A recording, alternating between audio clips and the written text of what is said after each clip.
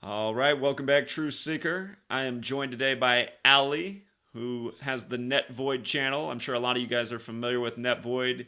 She came out and pounded pavement with me in Seattle back in 2020. Hard to believe it'll be 3 years already this summer. That's crazy. And Yeah.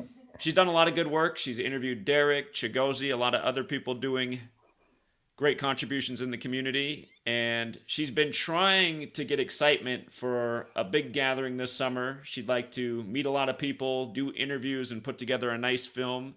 Ali does have great video editing skills and is a filmmaker.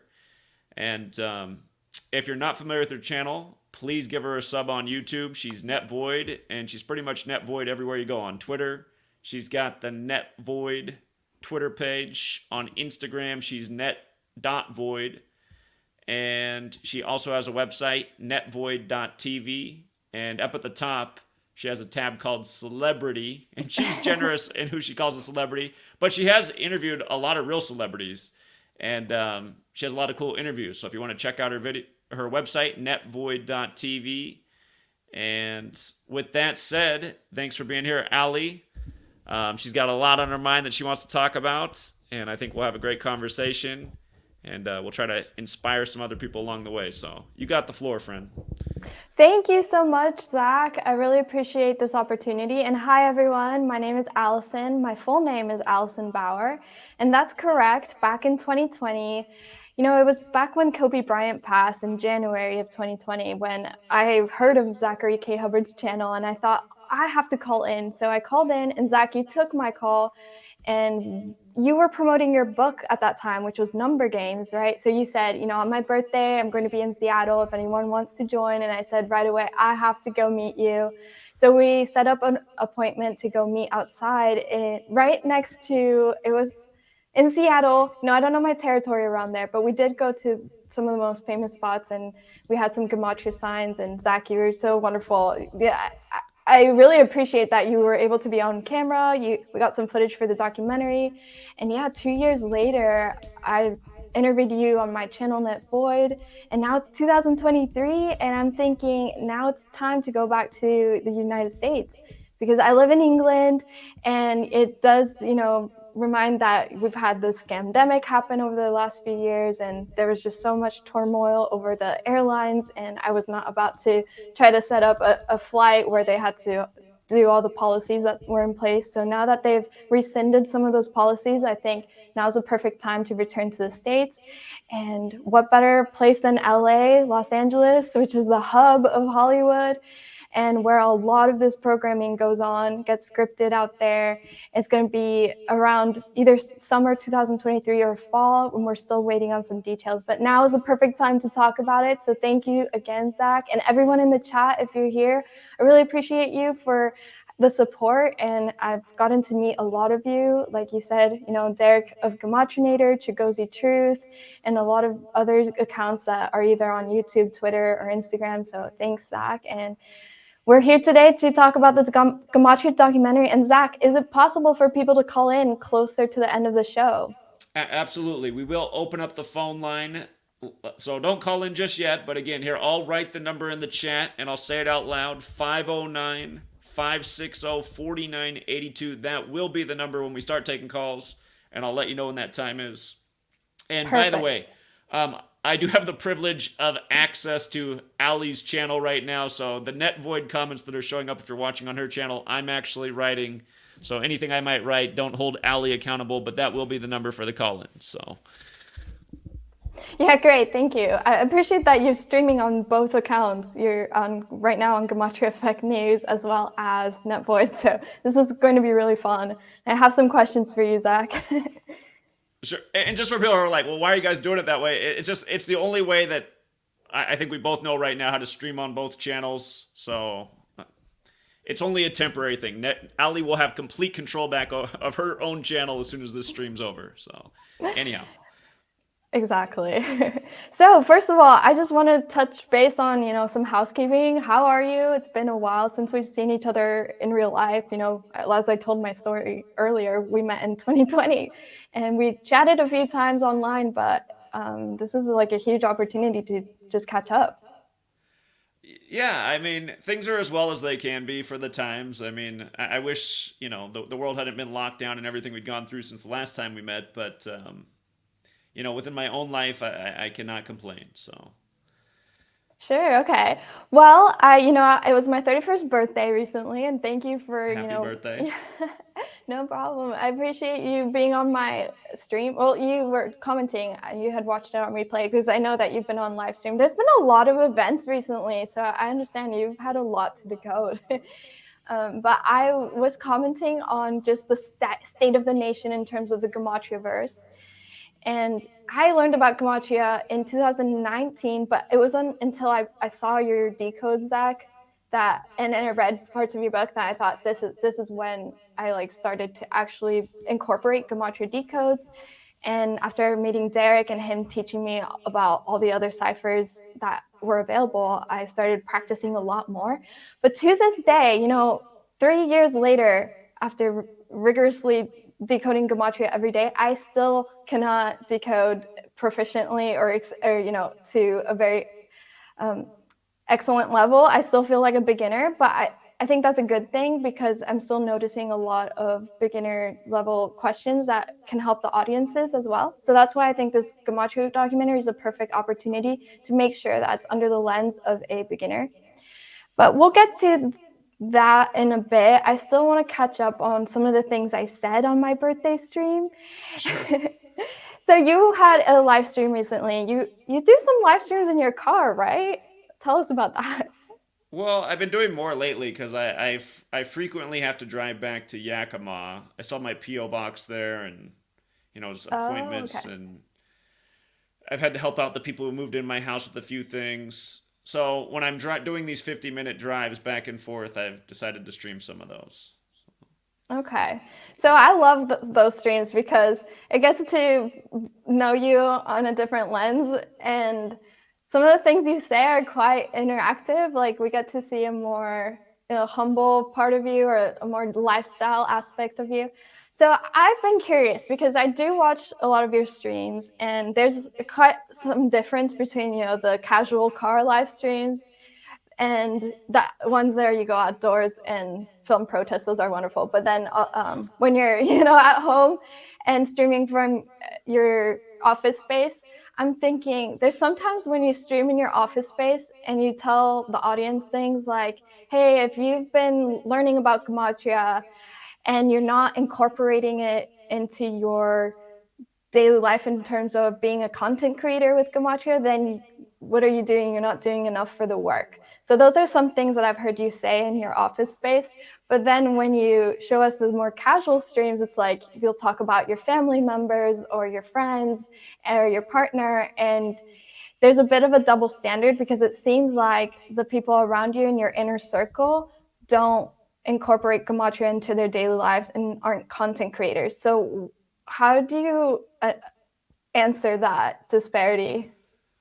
Well, I don't know if I'd have to go back and see the clips you're talking about. But the thing that I routinely rant about is that more people who are content creators don't help share this knowledge. There's so many people who have platforms and who've been around for a long time and who have similar talking points. Like, they don't like government, they don't like the two-party system, and I've asked channels like that to have a conversation about this and bring this knowledge to their audience because, again, it does shed more light on how rigged the political system is. Um, I don't feel like when I'm saying those things that I'm talking to people who aren't really on social media and who don't have a platform, but I do encourage people to go out and share information and knowledge and try to wake up their friends and family, as difficult as that can be. But yeah, I think when I'm telling people, talk about gematria, I'm talking to people who already have a social media platform. So I think Okay. that's the distinction. How's the chat reacting to this, by the way? Any interesting comments? Um, there's always lots of interesting comments. By the way, I saw Jeff Young was out there. Shout out to Jeff Young. Jeff, this is Allie. She would really love to do an interview with you. And she has had a lot of great interviews with musicians, so you would add to that tradition. Oh, And I'm sure if we do yeah. have the gathering somewhere in California this summer, I'm sure Jeff and you will both be there in person as well. So Absolutely. Hi, Jeff Young. It's such an honor, seriously. And I know that I've watched a few of your live streams with Zach before, and Zach and Jeff, you guys have known each other for a while now. And it's such a privilege to be able to interact in this digital format as well. And we're talking about a Gematria documentary. And like Zach said, I think he's talked to you, Jeff, before about coinciding in person someday, possibly us visiting LA to really film a really cinematic piece and interview that could produce a great documentary to change a lot of lives. So yeah, please let us know in the comments, or if you're interested in calling in, that would be phenomenal. If he's out there and can call in, I'm sure he will. So, yeah, we'll open up the phone pretty soon. So I will browse the comments really quick, but just to follow up that conversation that we had, in terms of your how you feel, you've commented like before about your inner circle, and you said that the topic that you were saying when you're asking Gematria content creators to no, you're asking content creators to produce more Gematria driven content. That's what you're asking. Or at least But bring up the topic, you know? I mean, there's mhm. people who've been making videos for 10 years in the time this information's been out there and they've never broached the subject once. And it's like, Who are you like reacting to when you say that? like whose channels? Yeah, if you had a few to throw out there. Well, I always rant about high impact flicks because I mean, him and I, if you look at our two channels, we kind of talk about the exact same things. We're very much against government and the two-party system, you know, and how people are essentially mind controlled by the screen. And it's like, why wouldn't you want to help share this information? I mean, essentially our interests are aligned, and there is a lot of people who've come out of the matrix from learning about this because then they see just how scripted it is. So, and it's not just him. I mean, there's a lot of channels like his, but he has a bigger platform and he could definitely help get out the word if he wanted to. Okay, I see what you mean. So for those people that got confused, myself included, and I talked about this on my stream, how do you recommend or have any advice for people who are struggling with their inner circle not accepting Gematria? And do you recommend us to go to people who don't accept Gematria and, you know, tell them and say, you need to be working on this, you need to make content around Gematria, or else you're not No, contributing? no, because I mean, a lot of people are closed minded and a lot of people just aren't interested in anything that has to do with the truth. But again, at the same time, if 10% of humanity right now is looking for the truth, and I think it's somewhere around that percentage, and it might be growing because of things that have happened in recent years, if this information is presented correctly, it can have a large impact. And it can change people's mind and make Mm-hmm. them think about things. And one of the best examples I had just from being out in person was it was April 19th, 2020. And it was at the start of the lockdowns. And there was like a Trump QAnon type gathering in the Capitol in Washington State. And shout out to King Henry if he's out there. Him and I, we drove out to the gathering.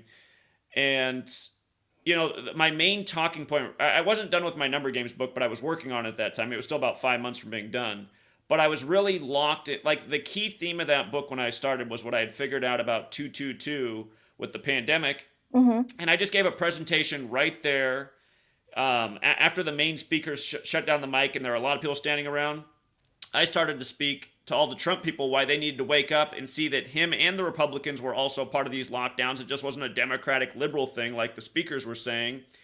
And, you know, people started to gather around me as I was speaking because it was making a lot of sense. And what I was just saying to them is look into how Trump was at the World Economic Forum on the day they confirmed coronavirus in the US, and look into the World Economic Forum and Event 201. And I said, you can see how perfectly planned it is if you learn this little simple code of letters and numbers. And I explained to people that on the 222nd day of Trump's age, he was at the World Economic Forum, which was the same day coronavirus was confirmed in the US, and how Wuhan coronavirus equals 222, World Economic Forum 222, Event 201222, Order Out of Chaos, and so on and so forth, and how from 9/11 to the day the pandemic was declared was 222 months. And that had a lot of people going, wow, oh, I need to look into this. Where can I find more information about this? And it also got attention from people who didn't like what I was doing because it was kind of like a pro-Republican rally, and they had Okay. another stage, an open mic setting for people to come up and speak, and I tried to go get on the stage, and the bodyguards came over and they were strapped with guns, and they told me that I was not allowed on the stage, and I was like, well, what happened to the open mic share information thing? And they're like, you don't belong here. So I mean, that's also like it shows you for all the people who thought it was like some just open. It's like you can speak on the stage if you're touting the Republican line and the Trump line and bring back the Republicans, but at the same time, that's why more people need to be doing things like what I'm doing because it kind of does help light bulbs go off and help people see things for what they actually are. And something else that happened at that event is the Blaze TV. Do you know what that is? The Blaze TV? No, I It's don't. Glenn Beck's thing. You know who Glenn Beck is? No. He's like super famous with conservatives. He used to Okay. have a show on Fox News and he's been on other cable networks, but now he has his own thing called the Blaze TV. They interviewed me there and I told them all about Event 201, and it was the next day Glenn Beck goes live on his channel talking about Event 201 but turning it into this liberal conspiracy thing, and I was just like, oh my god, man. So they didn't Wow. share. Okay. It was funny because they did a compilation video of different people who were there speaking, and it even like it was funny watching it because a lot of people that I talked to while I was there who liked my information, they were even on the video, but they totally left off everything I said. But then Glenn Beck came with this whole different, and again, it's because he's a conservative, right? So he has to keep it in Mhm. the Republican lane. And but yeah, again, it's just like, why would you not want to share this information? Like, I just don't understand people who are supposedly about the truth community and they can't give the presentation of Donald Trump at the World Economic Forum on his 222nd day of his age in light of how important that number's been to the pandemic and so many other rituals. So Okay. So what you're saying is that you've tried to talk about this to an interview that was then distorted what you really meant, right? So bring that back to my original question, which is how do you have advice for people who are struggling to speak about Gematria to their inner circle? that's the point I was making. It's like it might not be your inner circle that resonates with the work because they might just not care about the truth at all. So you got to go to places where people are looking for truth and share the information there because then you'll be more likely to find people who are receptive. So Okay. So speaking of that, my next segue is Free to Find Truth. It's your social media platform, right? So tell us about the journey of creating that because honestly, it's phenomenal. It looks great. It's very interactive and immersive. I'm just curious to know more about it to be able to use it better. sure. Yeah, I've been trying to create a successful social media platform for truth seekers since the end of 2016. And at first we had All for Truth, which was short lived. And we've had now two different variations of Free to Find Truth. It recently got upgraded last September. And sadly, with the upgrade, we pretty much lost what was on the old platform, but we gave people plenty of notice to back up all their information so they could transfer. So it wasn't just like a gone one day and here's the new thing. We had a kind of a 3 month countdown until we switched. But yeah, the my drive to create a social media platform is just because I know there's so many people out there who, because they do care about the truth, they've lost their friends, their family, they become socially isolated. And I know that there's a lot of people in the world that want somebody to talk to because I can't keep up with all the messages and emails that I get each day. So I've been trying to create a place where people can go and find like-minded people and link up with people in their actual community and make actual friends outside of the internet. And the Free to Find Truth platform, God, time flies. It launched at like, I remember it took longer to launch than it should have. But I want, let's just say it launched somewhere like in mid 2019. I think it was around then, might have been a little bit earlier. Um, I think the project went into motion at the end of 2018, if I remember right. But it's been up for, if I'm right about mid 2019, it'll be 4 years of existing in the middle of this year. And there has been good things that have come out of it, but I've only Mhm. seen one group of people get together in Chicago and like get out and do things actively together through the platform in Chicago. And sadly, that group has fallen apart since then, unfortunately. But I was hoping that in the period of time that it's existed, there'd be a lot more things like that. I was hoping that would have sprouted up in all kinds of cities. And I'm going to continue to host the platform and hope eventually it does become a thing that brings a lot of people together in a lot of different places. But it does feel like people are the motivation to actually get out and connect with people. It doesn't seem to be existing in as many people as I thought. I think a lot of people this day and age are just content like connecting through screens and through phones and through email, and I think that's something that just happened to us as a society in the age of social media platforms. So I guess that would be the downside of a social media platform is it at the same time it might help keep people in front of the screen more rather than getting out. But I'm trying to figure out how to bridge that gap. So that was the reason though for the platform. Okay, thank you. So is there any way you can bring up predefined truth, or would you like me to bring it up on my end? Because I want to take the audience through. Why don't you bring it up on your end, and then you can navigate the website and ask me questions. All right, great. Let me do that right now. Okay, so I requested to stream it. Did it go through? Okay, let me put it up. Okay, so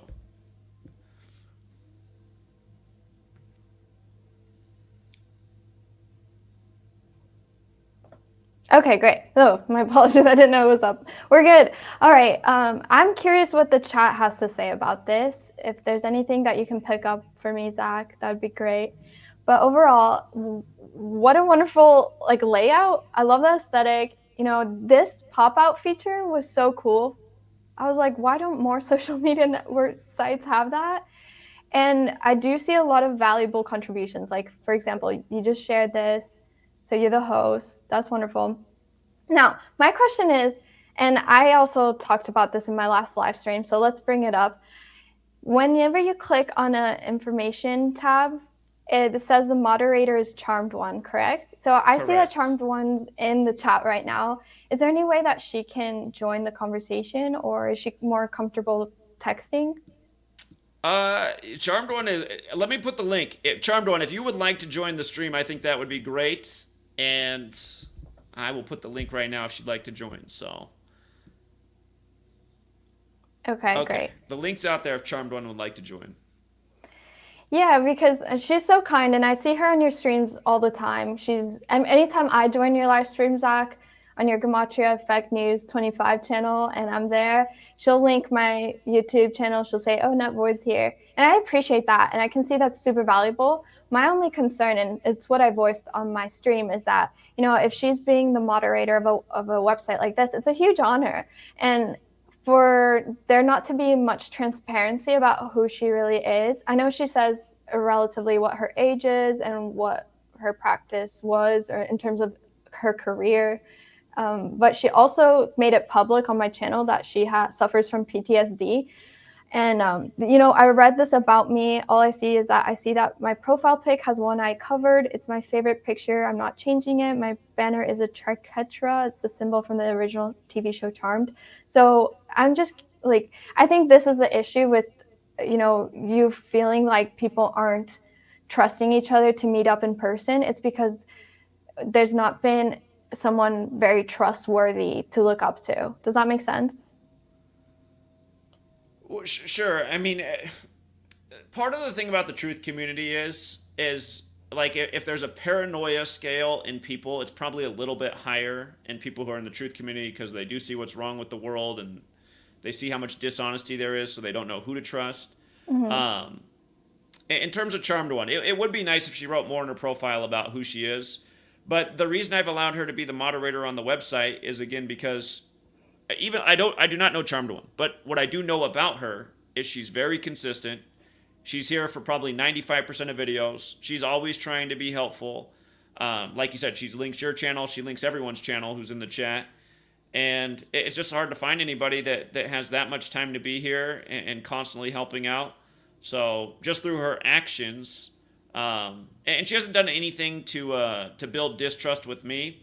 Hmm. I haven't shared this, but in the last year, I've probably gotten 10 letters to my P.O. box about people who are suspicious of Charmed One. They think she has some ulterior motives. Again, I mean, I do appreciate people's concern, but I just haven't seen that she's done anything bad. And you know, like one person took a whole bunch of screenshots of somebody that she blocked in the chat and didn't think that person was a bad person, but I always gave that person the benefit of the doubt, but then like they even recently got into it with Itachi, and I think ultimately Charmed One had the right feeling about that person when she blocked him, and you know maybe somewhere along the way she blocked some people that she shouldn't have, but I think when she blocks people she does it because she's convinced they're a troll, and again, I mean, there could be other moderators on the website. I just don't know anyone who's as active as her right now. You know, Nathan Disambiguation, people know who he is. He's come out in Pound and Payment. He's been a great moderator in the past, and he still is, but he's just a lot busier these days because he works a full-time job. Um, so Charmed One, um, you know, that's why she's the moderator. Okay. I mean, fair enough. And I see your point. It's valid. She shows up every day and she's consistent. Has she said anything about being able to join, or she made any comments? Let's see. She has not made an effort to join. And Winston Smith, just since you joined, again, I didn't put the link there for you. Um, I don't know if I'm going to bring you on this stream. Probably not. But you're welcome to wait in case I decide to. So. Okay. There also might be a delay, but hopefully I mean, she's here, she's listening. So, I mean, if she can type anything that she feels on her end, I responded to her. I told her my sentiment, and my sentiment was that if you're going to go public with feeling like you can't be transparent with who you are because of PTSD, it's a bit not the most polite thing in this Gematria industry specifically, because as you said, the truth community in particular is very wary of strangers. I mean, for example, Sports Gematria, we make fun of him all the time because he never shows his face. He criticizes you, Zach, all day long, and he's one of your number one haters. Sure, But but just to compare the two people is not comparable because that guy is a total goon and liar and manipulator. And I mean, he's just dishonest and fraudulent, and then he accuses me of being that. It's like he puts out a video about the Bills' future failing. Well, he was in the stream where I told everybody who had a Bills future, bet the Bengals today because it doesn't look good for the Bills. Make sure you don't lose that future money. Does he cover that in the video? Nope. Instead, he just puts up, oh, Zach's pick from May of last year has failed. And it's like, well, also, we've also hedged with the Chiefs who are in the Super Bowl, so no coverage of that either. So that guy's just a lying fraud manipulator. And then he's like, oh, I'm Travis from Florida. I'm a good guy. I'm just here to keep Zach honest. It's just like, no, you're a lying loser who's been trolling every year for 7 years straight. So he can be anonymous, you know. Charmed One doesn't do anything like that. She just sharing the work. And even though I don't know Charmed One, she says she's not going to join the stream. What I can gather from Charmed One is the way she sees that she's going to contribute is by moderating and sharing people's links. And, you know, Charmed One, if you're out there, if you ever do, you know, get over the stage fright or whatever it is, it would be nice to have you come on. But again, I mean, when you watch Charmed One moderate, could you ask for more from a moderator other than for more transparency? Right.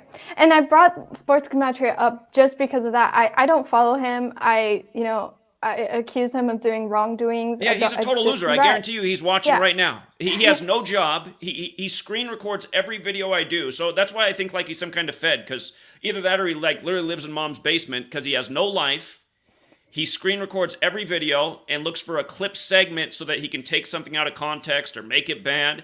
I mean, it's just annoying. It's like, okay, we just had another winning weekend of sports picks. What's he upload? Oh, Zach's picks fail again. And then he has all these people regurgitating his lies. Some guy named Jake the Asshole watched his video, and then he's out regurgitating his lies. And then that Jake the Asshole did shut up because he went 0-4 with his playoff picks in the divisional round, but as we had another winning weekend. But anyway, I mean, that guy's a total scumbag, and he stays anonymous so that he can be a scumbag. Charmed One's probably anonymous because she's shy and, maybe she's had some bad experiences online as well. But she's doing a helpful contribution. She's not spending her time online and trying to slander people and take things out of context. So, I mean, to me, it's not fair to compare those two. The only thing that's similar is they both stay anonymous.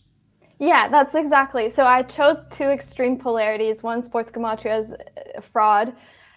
Two, Charmed One is a really great person. She's very ethical, amicable, nice to. She's never done anything wrong.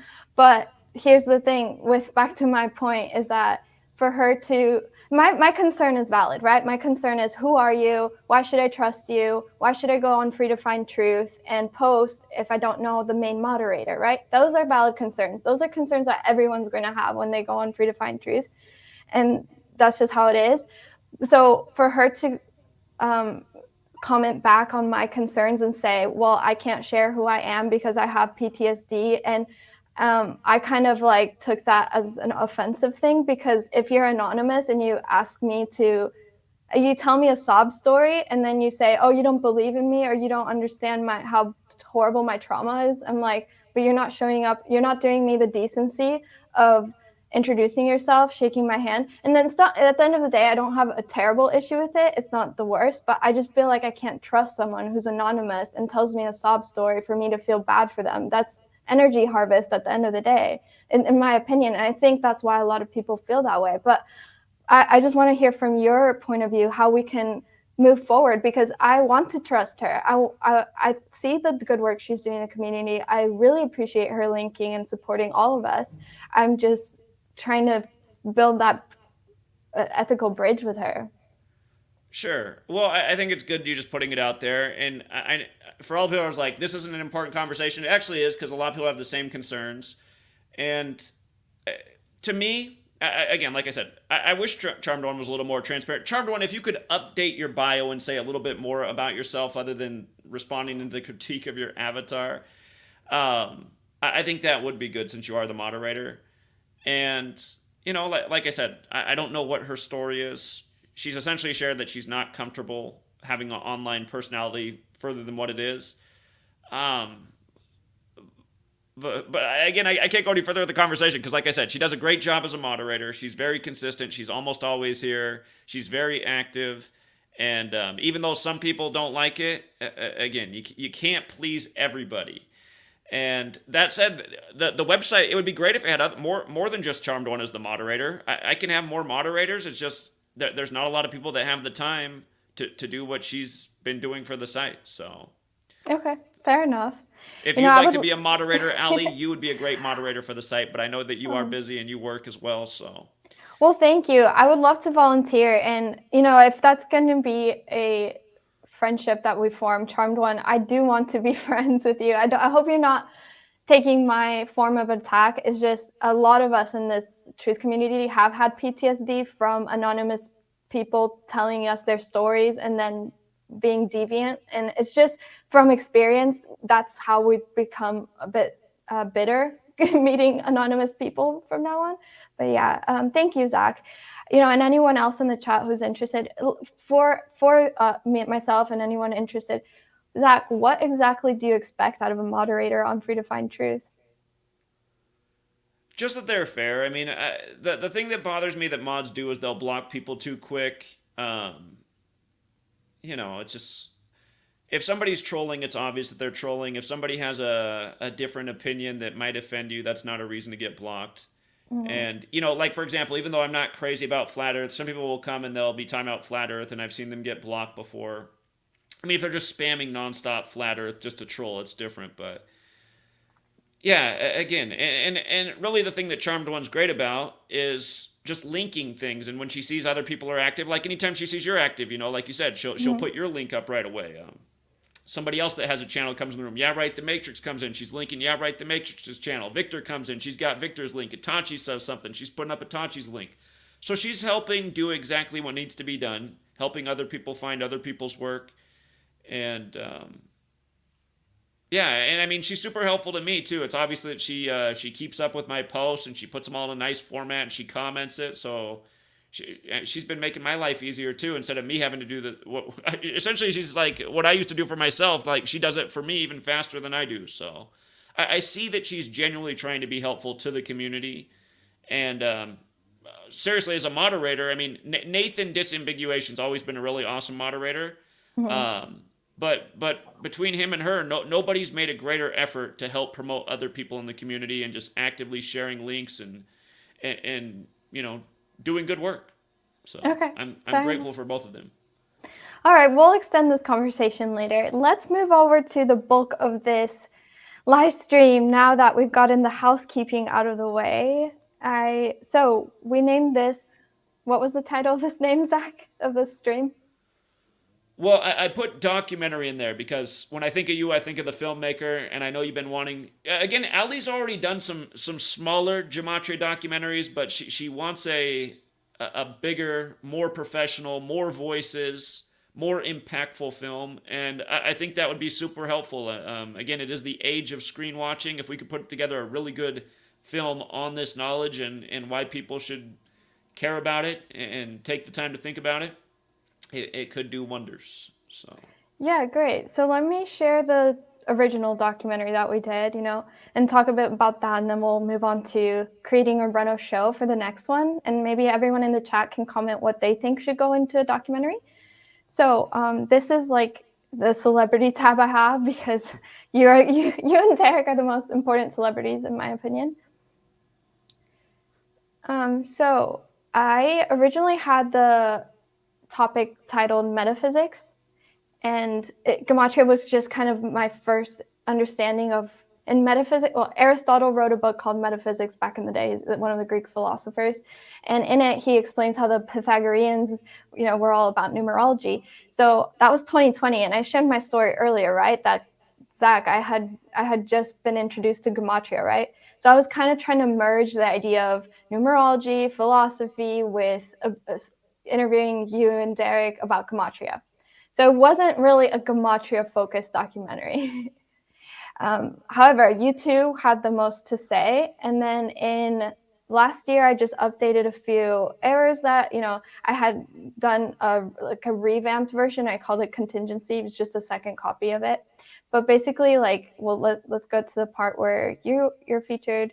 So here's where I first talked to you, Zach. And this was fantastic because it got us to you actually turned it on me and said, hey, would you like to be featured in this interview too? And I was like, thank you. But here you were going through your journey, discovering Gematria, learning about how there had been false flags inside jobs. And you spoke about 9/11 and Sandy Hook being the first few events that got you thinking, looking for resources, books. You finally found what you recommended to me, Manly P. Hall's book. It was written in 1926, and in it has a chapter about the numerical ciphers. So this was the bulk of the documentary that got me the most informed about what was going on. And so now it's time to make a Gematria titled documentary. Does everyone agree? indeed. Right. So not only had I interviewed you, but also Derek. And I've talked about this in my stream that I invited everyone to LA for the next documentary. Let's get everyone in public. Let's all be together to be a united front. Then there was a feud. And then on your live stream, Zach, you called Derek of Gematrinator. And how is that going now? Are you guys okay since that phone call? I haven't talked to him since that phone call. So Okay. But on your mind, you're on okay terms, good terms?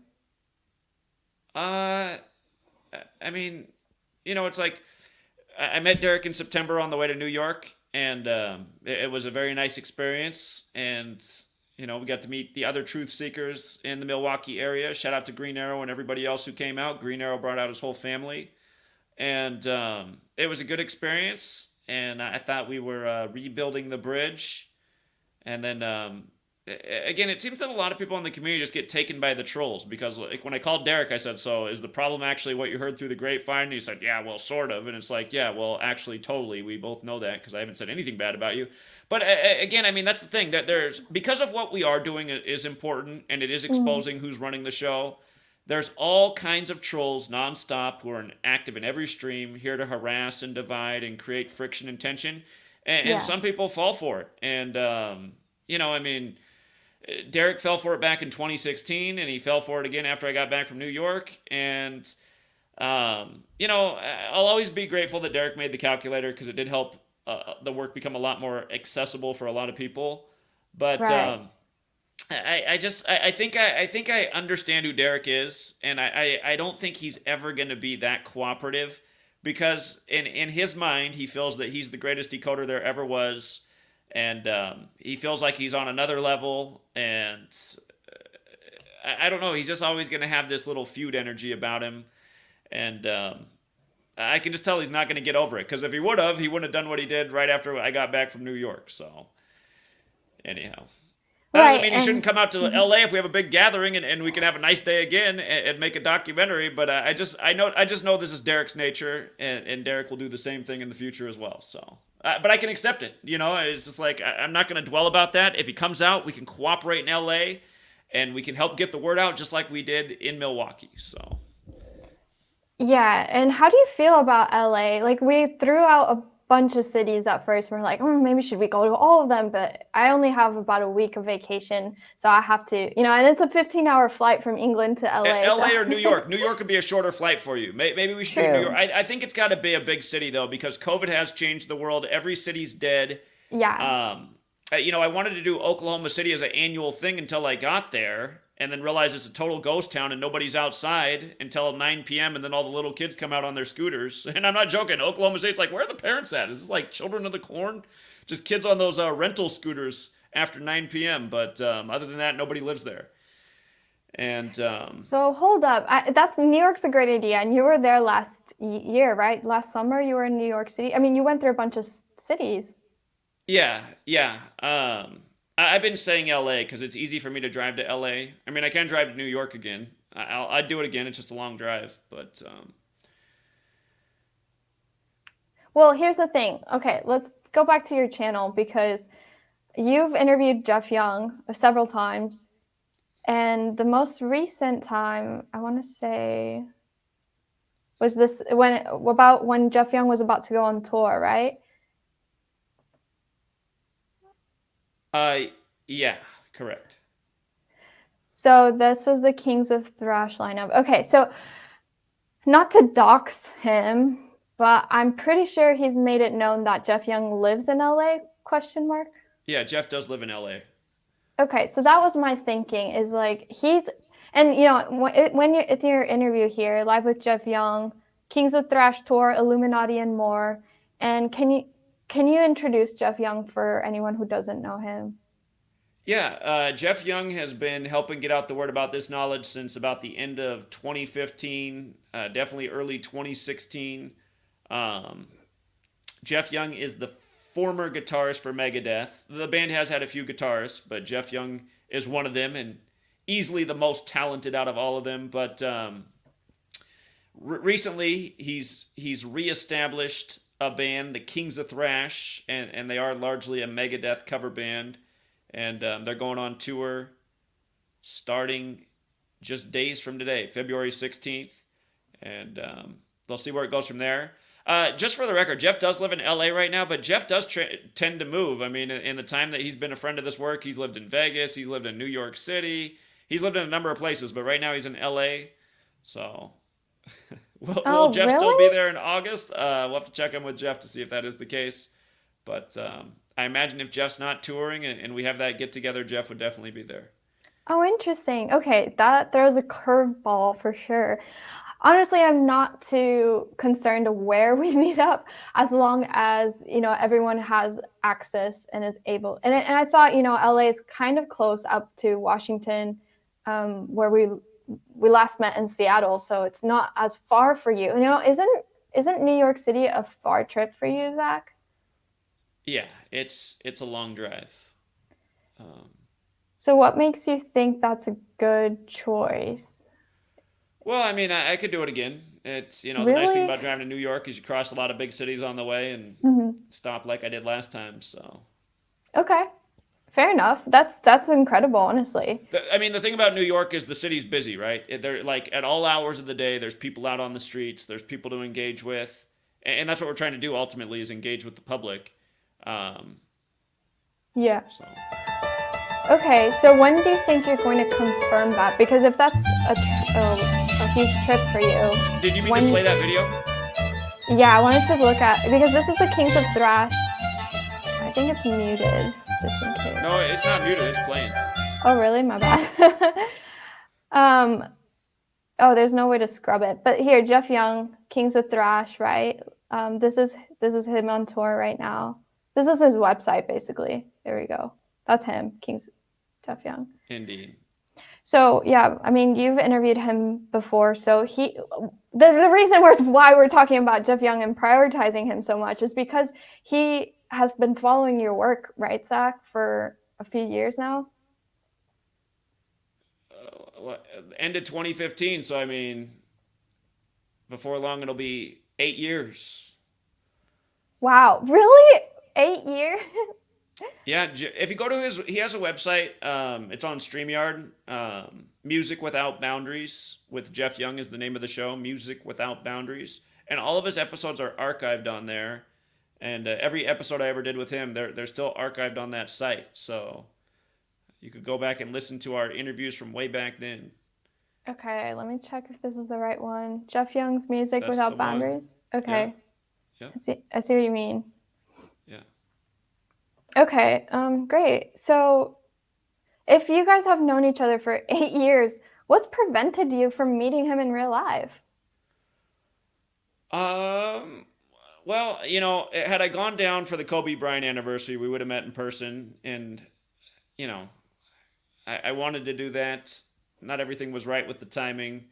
But yeah, I guess, I've only traveled so much, and where I've traveled to, Jeff Young hasn't been. So, but yeah, a meeting is long overdue. I'm sure it will happen in due time. Some people in the community have already met up with him. Shout out to Rick James. He came through Rick James's town recently, and DK Stonewood also met up with him. So he is accessible. We just haven't been in the same place at the same time. Okay, fair enough. So I think if it's recorded, it's documented, that would just bring more, incentive to meet up. So that's an idea. Jeff Young for 8 years has at least known about Gematria, or does he incorporate Gematria on his own live streams or shows? Yeah, he definitely talks about it and brings it up, and he's made some compilation videos of how much 33 is used in the media. Mm-hmm. So. Okay, fantastic. And he has some other incredible insight, obviously, having been in one of the most historical bands that you could think of. He left. I don't know exactly the story, right? But he's in a new band, Kings of Thrash. But having been at least part of Megadeth for at least some period, he must have had a lot of insight. So he's defected now. He's on our side. He's talking about Gematria and the Illuminati. And he's the perfect person to represent the music industry and turn a lot of heads. Indeed. With what he's talking about. Yeah, so if we can incorporate Jeff Young into this documentary, if he's okay with that, I think that's going to be the most, provocative content we could include. Indeed. Yeah, indeed. So I think he'd be happy to be a part of it. All right, well, let me open up just a quick document. I'll start sharing this tab. I have a table of contents going. So for anyone in the chat, what do you think? Oh, hold on. Jeff's calling in right now. Perfect. Let's have him on then. Thank you. Hey, what's up, Jeff? I'll call in. Yeah. Number to get in there. I don't have my camera going, but I can get in there, send me a link or do something. Are you looking at the live chat right now? Yeah. I'll just add the link right now. So you just got to click that link and you can jump on here. Yeah, who's that cute girl with you? That's Allie. She's been trying to interview you. I know. I'm just pulling your leg, my man. Okay. All right. Appreciate it, Jeff. So kind of him. So he is Indeed. All right, so joining. Jeff will join us. Fantastic. Okay, while we wait for Jeff,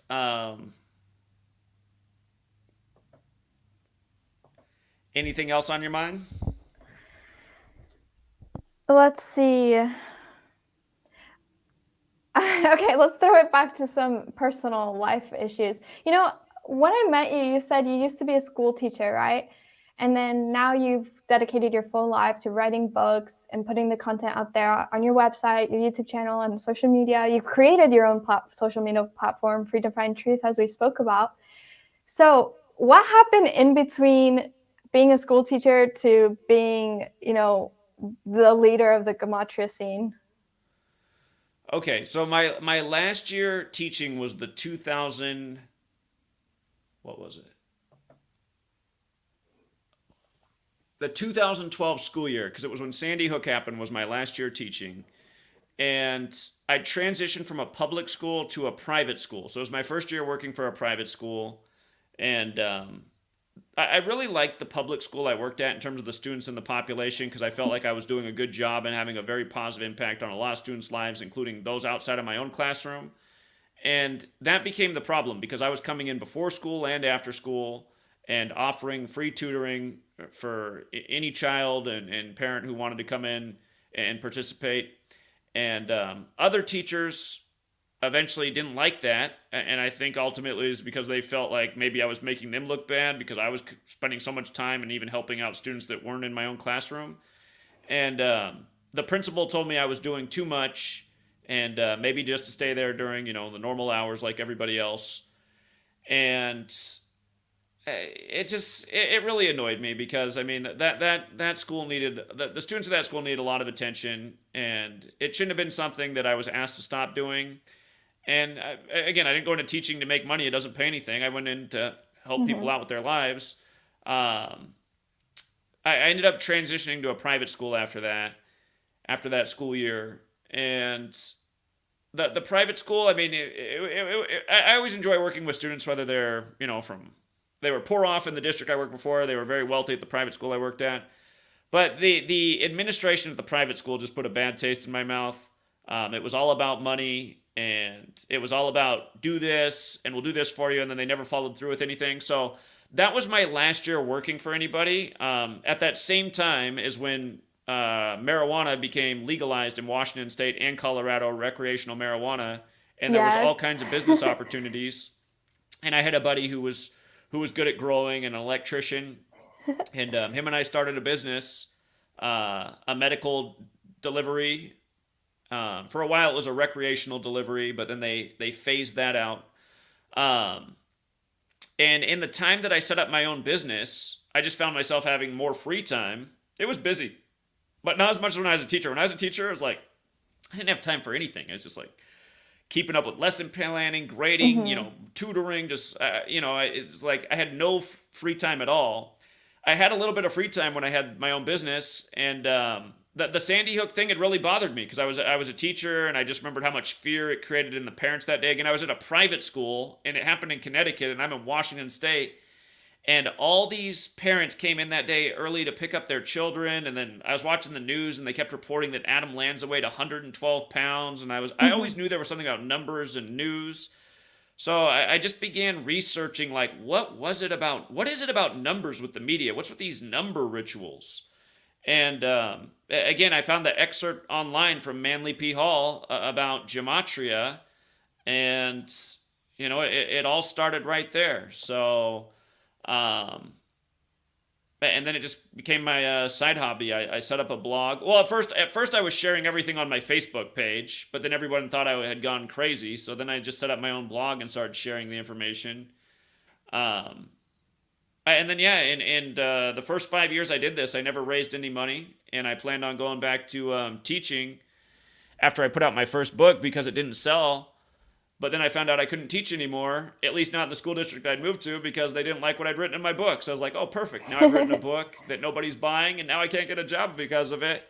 And anyway, that's when I decided to launch a Patreon to see if people wanted to pay for the sports content, because I had built up a reputation there, and then people supported, and that's what's been going on ever since. But that said, Jeff did just join us. Let's get him on here. Awesome. Welcome to the stream, Jeff. What's doing, people? How are you? Bloody well right, my man. Just getting ready for tour. We rehearsed last night. David Elson drove in from Arizona. We ran through the show, sounding fantastic, and now he's taking a bunch of my gear back to Arizona to put on the tour bus. And then we're flying in next week. I fly in Thursday. Tour starts a week from today. Very cool. Yeah, February 16th, first show. Illinois. Juliet, Illinois. Yeah. I think Allie's from Illinois. Isn't that where you're from? Yes, I am. I lived downtown Chicago for some time. But hi, how are you? Well, so nice to meet you, and too bad you're not in town for the next week there. So nice to meet you too. I know I'm missing out. Would love to meet you. I'm sure it'll happen sooner than later now. Allie, could you leave the UK as soon as March? No, I don't think so. I work full time, so I have commitments and priorities. I would have to book at least a few months in advance. Okay.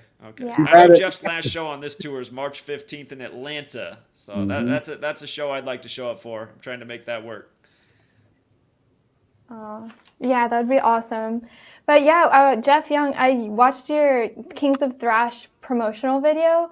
It's incredible quality content. Yeah, that's from our DVD. You see right there that's coming out. We're kind of doing things backwards here. We did 4 shows. We did San Diego, Phoenix, Vegas, and Los Angeles at the Whiskey A Go-Go, and we did a 4-camera shoot, but in typical whiskey crack cruise style, they had one camera not working. So we were left with 3 cameras, and they tell me that there's 33 tracks of audio available. I don't know if that's what that whiskey told us, but I don't think we used that many tracks. So however many tracks we used, like each instrument on a separate track, the snare drum, the cymbal, this tom-tom, this guitar mic, that guitar mic, this vocal. So I took that show and mixed it with my buddy over at this studio where they're doing a bunch of the posthumous Hendrix stuff. And Cleopatra Records was in the audience that night. And so we ended up with this record deal here for this DVD. As you see, it's on pre-sale now at Cleopatra Records, but it officially releases March 24th. I don't know the significance of that release date. We have talked about the logo for my label. And yeah, it's on pre-sale now. We're pretty excited about it. Came out really good for just most bands usually record like 2-4 shows to pick the best songs from each show to make a live album. This is the real show, one night only. Very cool. Wow. I have to interject here because Jeff Young, I know you have your own YouTube channel, and I've seen you create a medley of Hendrix and Beatles, and I just heard you say something about you were sharing stage with someone making posthumous Hendrix songs. Can you explain a bit about your passions in music? Which part are you talking about? Jimi Hendrix specifically? What I mentioned before was the recording studio where we mix the Kings of Thrash DVD. Yeah. It's going to be a DVD double CD and also coming out on vinyl in the summer, which I'm really excited about to see that large size vinyl and smell it and hold it and be able to actually read all the liner notes. But the studio I mixed, Eddie Kramer is the producer that did all the Hendrix albums when he was alive. What? I know Eddie Kramer. Well, I mean, I don't know him. I've heard of him, obviously. Wow, amazing. Thank you. Please go on. So it so happens that happens to work at the same studio that I kind of fell in graces with. And their house engineer has been Eddie's apprentice for, I think I've known him about as long as I've known Zach, about 8 some years. And so without paying Eddie Kramer rates, I get all the Eddie Kramer know-how and expertise. Wow. Monumental. Thank you for sharing that. That means a lot to me. I'm a huge Jimi Hendrix fan. I've studied a lot about his history. So yeah, I've seen your video that you mashed up Hendrix and Beatles. How'd you like that? I loved it. You're amazing. You're a legend. The cool thing about that song, first of all, like, it took me a long time to put that all together and work it up. Every measure, that's almost like a magic trick in and of itself. And that video came out pretty cool. I was living in New York, so the whole Manhattan skyline is behind me. You can probably see the One World Trade Center somewhere in there. But yeah, it's just like imagining what it would be like if Jimi Hendrix jammed with the Beatles on a song like Something. And how would it sound?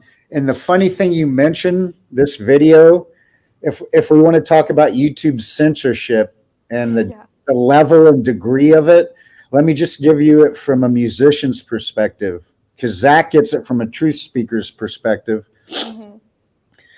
That video right there, in the first week of plays, week 1, I have the screen cap because I was so excited. I shared it on my wall and on my thank you for 16K plays. Now, 3 years later, what happened? I woke up one morning like a week later and it went from 16 down to 8. They literally rob musicians blind of their think that you can judge how many plays that I'm getting on that song or Zach's getting. You can't. I'll tell you why specifically for a song like this. This is probably one of the most covered or remade songs in history. If YouTube had to pay Harris Songs Publishing, which is George Harrison's estate, for every single cover, not just mine right there, but all of them on YouTube, they'd be bankrupt. So this is how they get around it. They just rob your plays. And it pisses me off, because how many plays does that video really have if it had 16K the first week? And now we're 3 years in and they're still holding me down at 10K because there's probably a threshold where they have to pay out to Harris Songs Publishing. Oh, okay. Wow. So that's a great example of, being able, it's not just a conspiracy theory or some concept I have in my mind. I have the screen cap of week 1 and I've saved it. I have a folder called Something Promotional Material, and I've got that in there. And I'm sure you can find it on Music Without Boundaries Facebook because I blew it up because I'm here to expose TheTube for all they are and all they aren't. Well, thanks for sharing that. Yeah. And it's great you brought up that specific song because I don't know the rest. I'm really proud of that song just to the right there, my instrumental, In the Flesh, which how weird that I titled this song In the Flesh and I premiered it the day Trump locked down the nation. What? In the Flesh, vaccines. It's just so strange. I had that title 6-8 months before I even released that. And you see, it's 3 years ago. And that's like 6K views. Sure. So. And Corona equals 66 in ordinal. Very weird. Another weird thing that I keep wanting to mention, I'll just mention it real quick since we're thinking about weird things done to our websites and social media. Zach, do you remember the Cascadia Rising exercise they did some years back? Yeah. That episode is in my archives. I did like a warning, kind of like heads up. And I literally warned the 3 states where later there was an earthquake. And the exact day of my show, which was 6.5, it was a 6.5 earthquake. Huh. That is weird. Is that?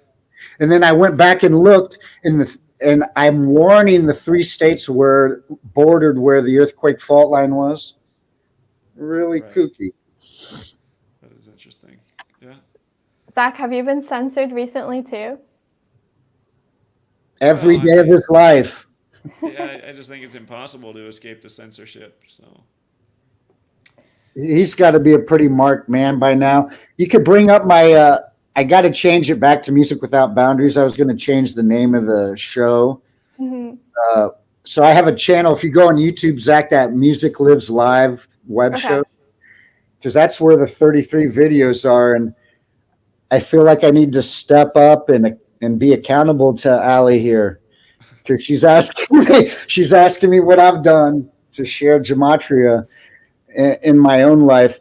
I got to tell you, now that I'm back in the business, I got to be kind of careful because I don't want to be subject matter to a Slipknot or song sure. by Sting and the Police, right?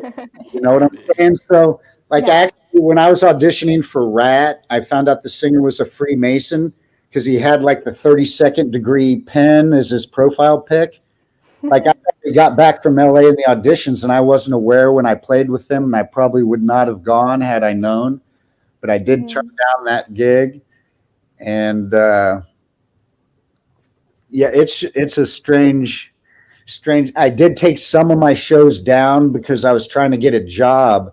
And if you want, Zach was asking why he and I haven't met. We were talking about me moving in with him for a time with him, Cool. because my brother embezzled $500,000 from me in our family business and left me living on change in a jar some years back. So Oh my God, I'm sorry to hear that. yeah, I'm coming back. Don't call it a comeback, but that's why I've lived around a bit, from Vegas to Colorado, back to Vegas to Texas to Edgewater, New Jersey. I'm going to see my friends. We're playing up in that neck of the woods on this Kings of Thrash tour starting next week.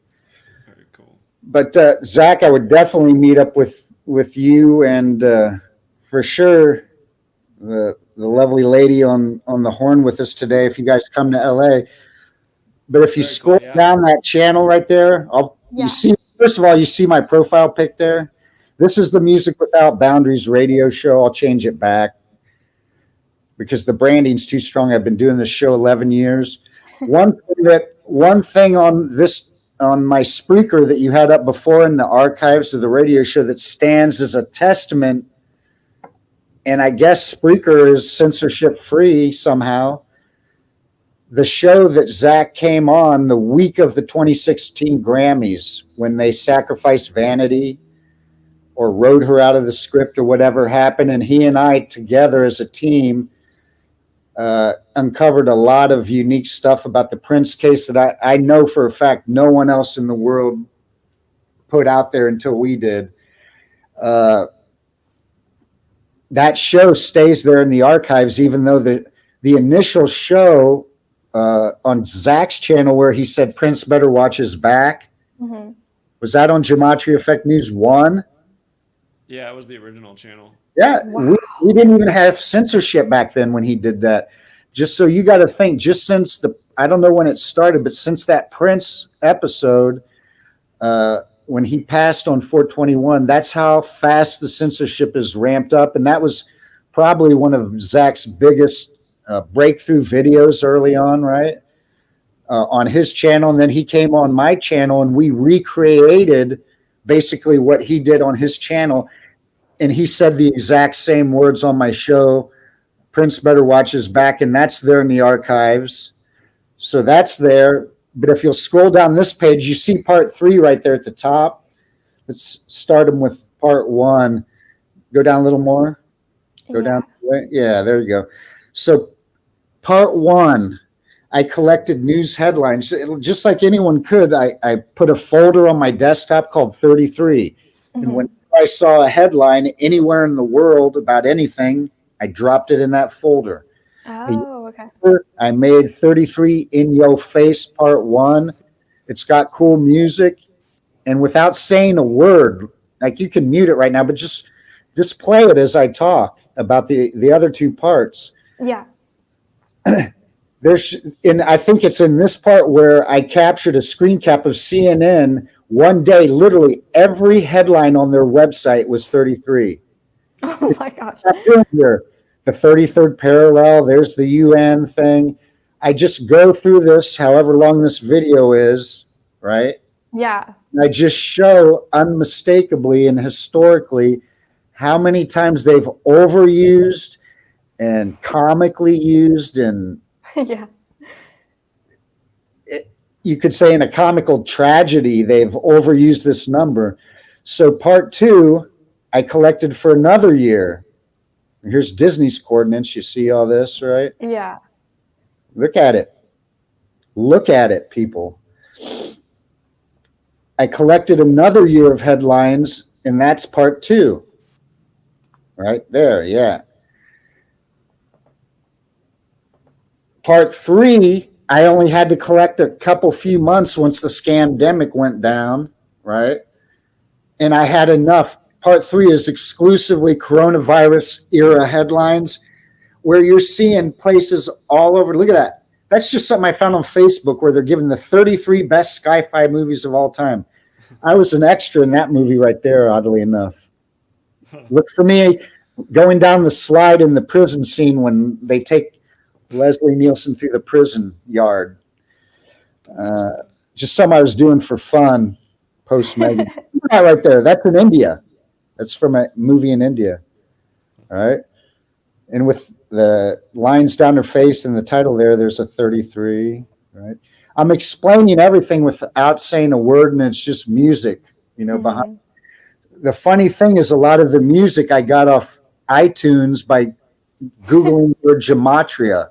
And I'll tell you, if you Google Gematria in iTunes, the Slipknot song is far from the only one that comes up. You get instrumental music, soundtrack music, classical music from eras gone by.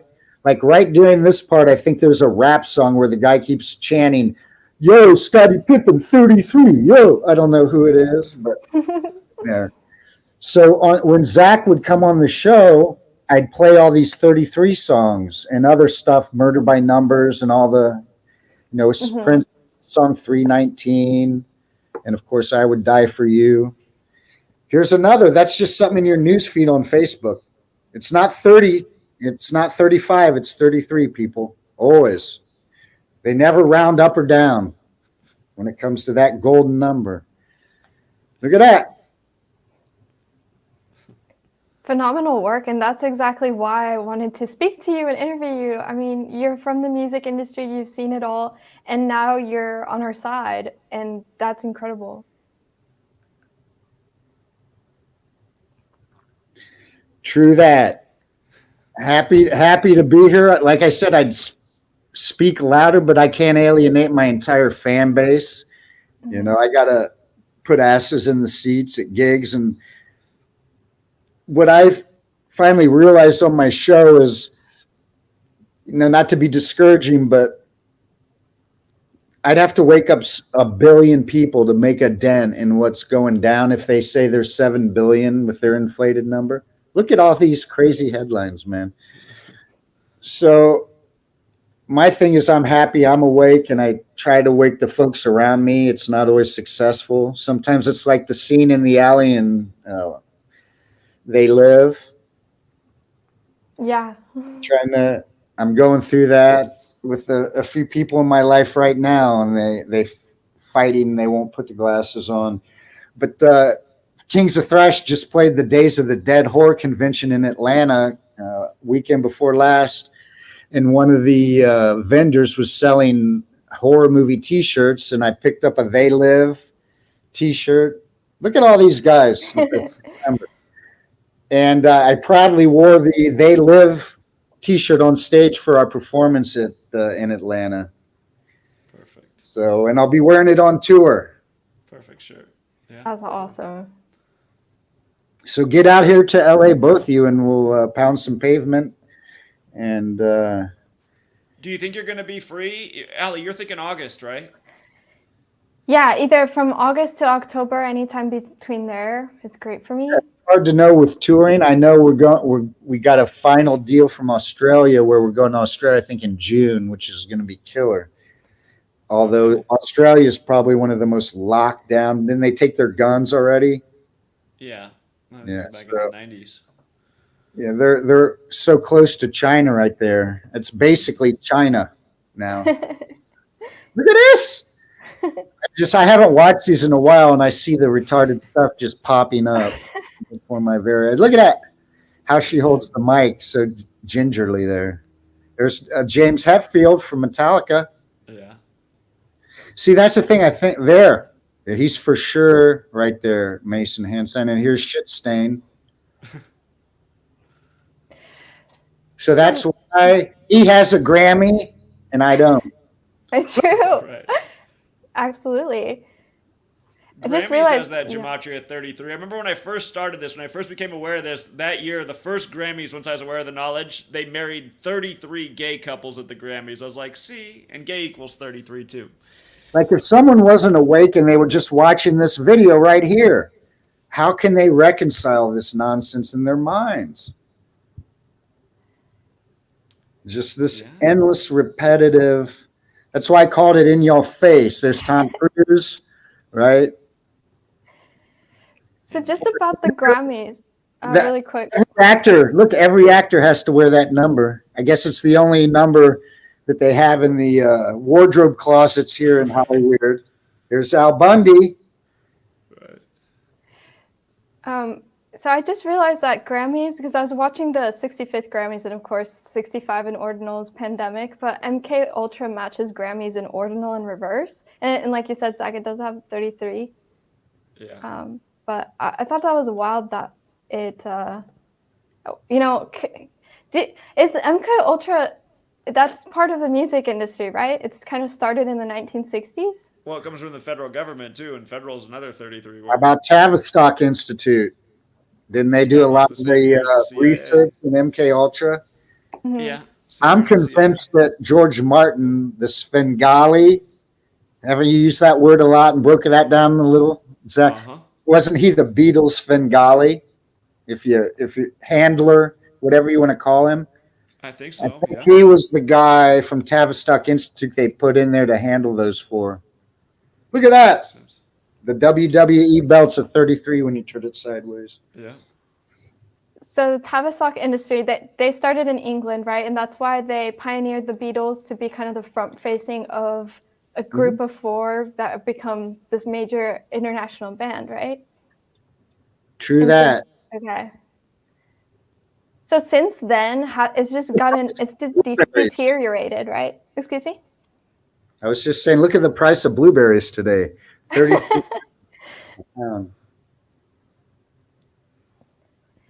Do you think there's been a change since the dawn of the internet in terms of who they hire with musicians and who they let become famous and win Grammys and whatnot? Hugely. I mean, you know that the Clinton administration was responsible for the rap music, and I use that term loosely. They did it to fill up the prisons and degrade and just take down the lower echelon neighborhoods and the poverty stricken. Look at all the language that they gave. I mean, if you want to raise people, you'd be singing lyrics like Bob Marley did, right? Mm-hmm. Like smack your bitch up, drinking gin. You got TFR in there. Yeah, TFR did have that for a long time. 33, I was just like, well, come on, man. Yeah, I busted it. See? I'm out on you, Chris Geo. Same. That's a fake name, Chris Geo. That's not his real name. Absolutely. What don't you like about Chris Geo, the founder of TFR Live? Besides his inane chump spots that are not funny, not entertaining, that he's now subjected us to listen to every week because he thinks he can rap or hip talk or make beats. It's horrible, dude. Stop that. Like everyone should complain to TFR to stop that. Remember, Zach, it didn't used to be like that on your show, and No, it didn't. And I don't know what's going on because he doesn't talk to me anymore. He used to always respond to me, but now he doesn't communicate. So. It's a thing, man. But Chris Geo, Zach, is another person you haven't met in person, but you do business, right? Or like he doesn't pay you to go on TFR Live, right? You do it out of voluntary. No, I just got invited for the time slot each week. And again, like I said, to me, it's just a way to reach another audience. So. This dude blessed for 33 minutes. Yeah, I saw that. Well, speaking of the music industry, I know you just mentioned there's a few genres that they manufactured.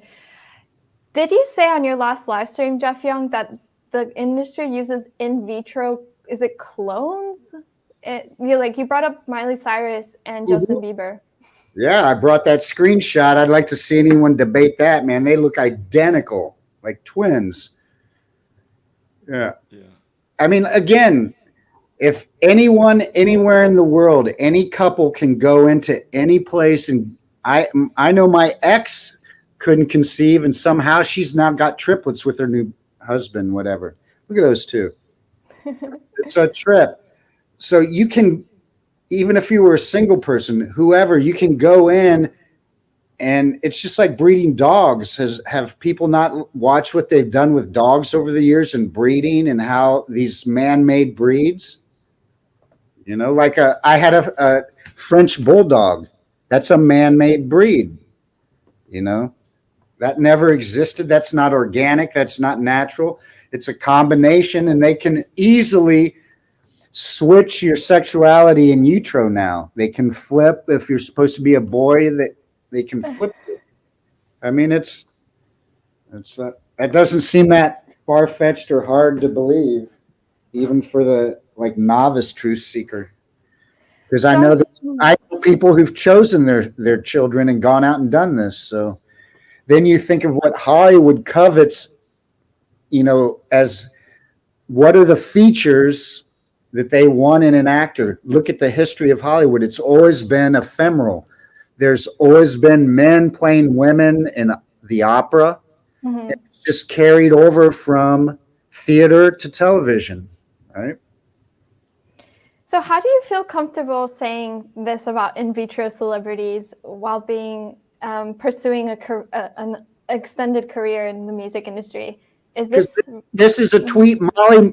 Miley put that tweet on her own Twitter and said, "When will people see me for who I am, who I really am?" I forget her exact words. That's where that picture came from. That's where I saw it to begin with. So they're saying it themselves, right? Oh, okay. So, like I said, how do I feel comfortable not paying taxes? That's a back episode. You could go. It's called F Taxes, I believe. I called the IRS on my show live on air, and I just politely asked her to send me the law. I'm trying to educate my listeners. Please send me the law that says we have to pay taxes. And the lady melted down on the phone. Complete meltdown. And if you're confident in your position, shouldn't she be able to just fire that off to me? Right? If you got that law, just fire the document to me. You don't need to melt down. She melted down because she couldn't do that. I called back again on my show. I talked to the legal department. You call the IRS and you find they're just talking out their ass and they're just trying to scare you. I don't remember the last time I paid taxes, but why aren't they on my doorstep?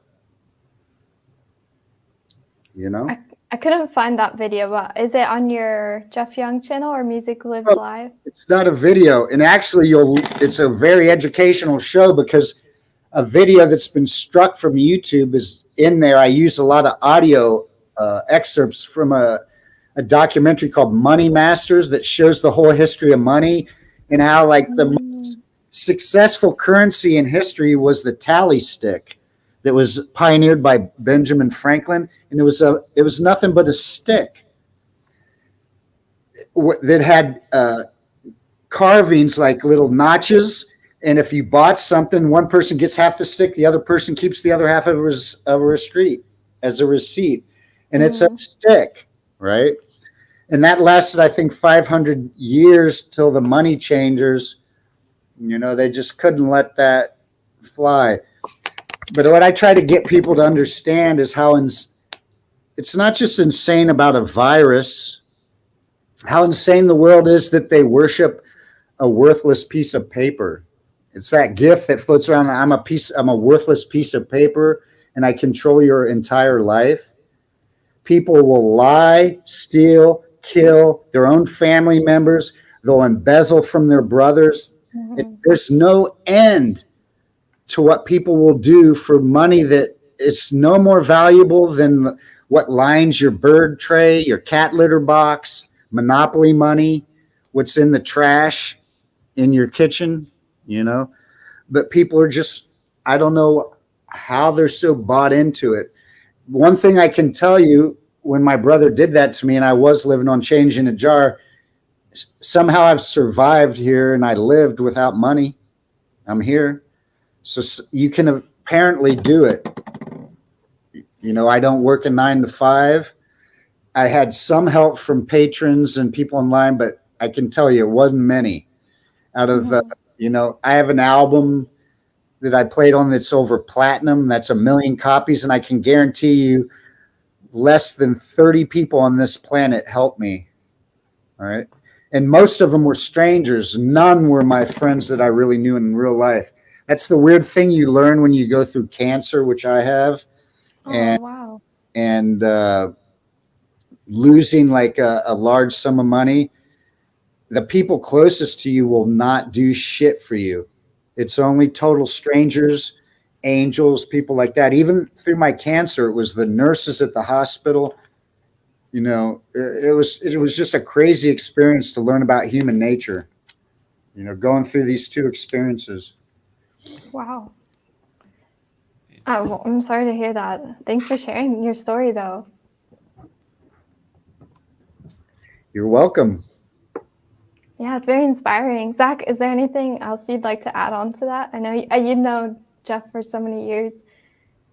Well, it's funny what Jeff just said. Somebody just wrote the same comment last night. Shout out to Ocho from the Ocho.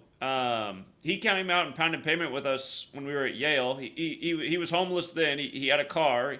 He lived out of his car, and he sustained himself by doing like food delivery. And we were out there. It was captured on tape. There was a homeless man on the streets in Yale who said he was really cold and just needed a blanket. And Ocho had a blanket for him in his car. Well, what's happened to Ocho since we met him is the state came and took away his car. So now he doesn't have any kind of shelter.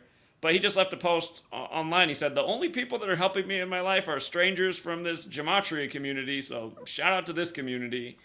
And yeah, Ocho will persevere. He's a big, strong, smart guy. He's had some bad things happen to people who are close to him in his life as well. But yeah, he just wrote a comment online saying the same thing that Jeff's saying about how only strangers have helped him. So. There it is. Rewind just a hair. Look at this, people. This is how hard they're punking you. This is the screen cap I got just by coincidence, where CNN put every headline on their website was 33. Look! 1, 2, 3. Yeah, you're right. Wow. What year was that? 2016. That was the year of the U.S. presidential elections, wasn't it? Oh, that was right around the time. It's nuts. That's nuts. I'm so glad that I saved all these headlines and put all this together. You could even add to it now, like your Scottie Pippen one. Since you did that, his son died at age 33 on the first day of Taurus, the bull, when he was a Chicago Bull. Oh, everybody needs to subscribe to that channel because part 4, she's a coming. Yay. Music lives live. Since coronavirus started, I've been collecting, since that part 3. That's awesome. You should jump on the coronavirus. Let people see just how many 33s in the first months of coronavirus they shoved in your face. Do you mean this one, this video? Yeah. Okay. I like his shirt there. It says, suck my dick, I'm Irish. So this is the coronavirus edition. It'll wipe out 33 million in 1 year. And Bill Gates was the CEO of Microsoft for 33 years. 33 new cases in Alberta. 33 tested positive. Look at this. This should be really telling. I think if anyone thinks the scamdemic is real, any of your families, friends, grab this video, tie them down, make them watch this. Because look, I'm showing there's Thailand, you get to see every country overusing this number. Look. If my sister was here, she'd go, "So what? It's just a number." But the odds of this number Exactly. reaffirming itself in all these different scenarios is 0. Exactly. 0.0000. It's hilarious to watch this, huh? There should be a laugh track. Maybe I should have put a laugh track. Yeah. That would add to it. So the highest degree of Freemasonry is the 33rd degree, right? Is that what this is attributing to? No, well, publicly, it's all based around the 33 vertebrae that lead up to the pineal gland, or your all-seeing eye. Right? Oh, wow. Right. Okay. Kundalini. There, right there, the double-headed eagle. That's why the Eagles, the band, had 2 lead singers. Right? Yeah. Oh, interesting. Oh, And really? Fry. Yeah. Wow. We know about all the weirdness, not just in the Eagles, the band, but I always go back to reminding people about the bass player, Randy Meisner. His wife just blew her head off cleaning their shotgun because that's what wives do. No, sorry to laugh. Right. It's a hoax, right? It's a fake death. I mean, it's a real death, but they've manipulated the results of it. That's the thing, is you don't know. This is the one thing I do know for sure. Like with Prince, I mean, it's just too obvious how scripted, from the song "I Would Die 421," "I Would Die for You," to he dies 33 years later in the elevator, how scripted that was. For me, that dude's still alive, ghostwriting songs for up and coming starlet harlots. Really? Wow. I think You think? I call it the Hollywood Freemason retirement program, because I think someone like Prince, like if doing my radio show and trying to find new music and being a Prince fan as long as I was, which is what led me to even ask Zach to decode the vanity thing that kind of really helped our friendship blossom. But hold on a sec. An artist like Prince, who put out, like, in his last years of his quote unquote life, some of his music was better than anything you ever heard on the radio. He had a band called Third Eye Girl, which was all females with him fronting it. And the cover was him with sunglasses and a third sunglass where his pineal gland is, right? So I've shown that image, Zach. We've shown that before. Yeah. How many people bought that album? I don't know. They put out 2 or 3 Prince and Third Eye. Nobody. No one probably could name one song by Prince and Third Eye Girl. So what do you do at that point? You're getting older. Maybe you're vain and you don't want to age in front of the public, right? Mm-hmm. And be looking like Bob Dylan. Maybe everyone doesn't want to go out like that. Or Dave Mustaine looking like the Crypt Keeper. Maybe some people want to, leave a good-looking corpse, as they say, like Jim Morrison or Prince. Yeah. So they just write him out of the script. He can retire. His iTunes. If the band Rush, who's not even a singles band, their iTunes went up like 6,000 some percent when Neil Peart died. Sure.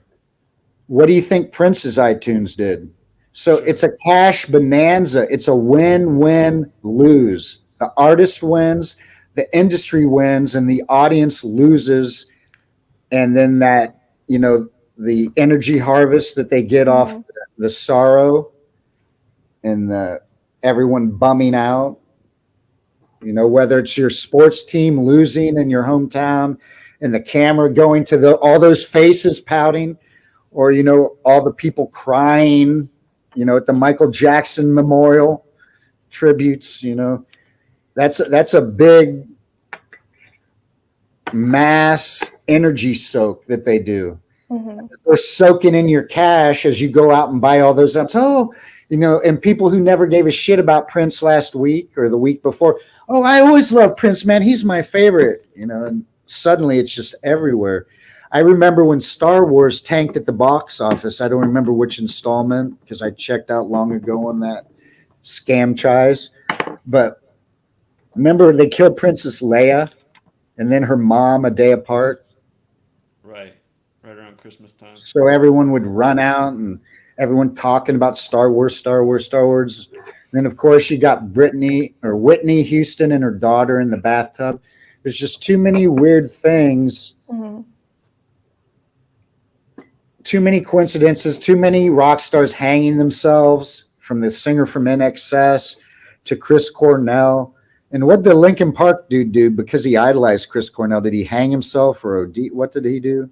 Chester Thompson? He supposedly hung himself on Chris Cornell's birthday. Yeah. By the way, Ali interviewed him. That's what they do. When you look up to somebody, that's what I really missed an opportunity when Eddie Van Halen died. I should have hung myself. Oh my gosh. I was trying to look for the Prince decodes first. I know that's something you just mentioned. Zach and I did the easiest to visually see it. Yeah. And I'll show you where the link is. Just go on Facebook. Okay.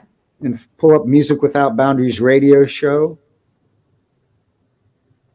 It will do, yeah. And then go in the photo albums. Okay. So photos, yeah. Albums. Above right there, albums. Yeah. Hold on. Right there, R.I.P. Vanity and Prince. Click right in there. All right, now you'll see over to the right where the text is. Yeah. There's the link. I put the link to the show in every one of those pictures for the retarded among us. So every picture you click on, you can go listen to the show where Zach right there. Yeah. Mm-hmm. There it is. There's the date.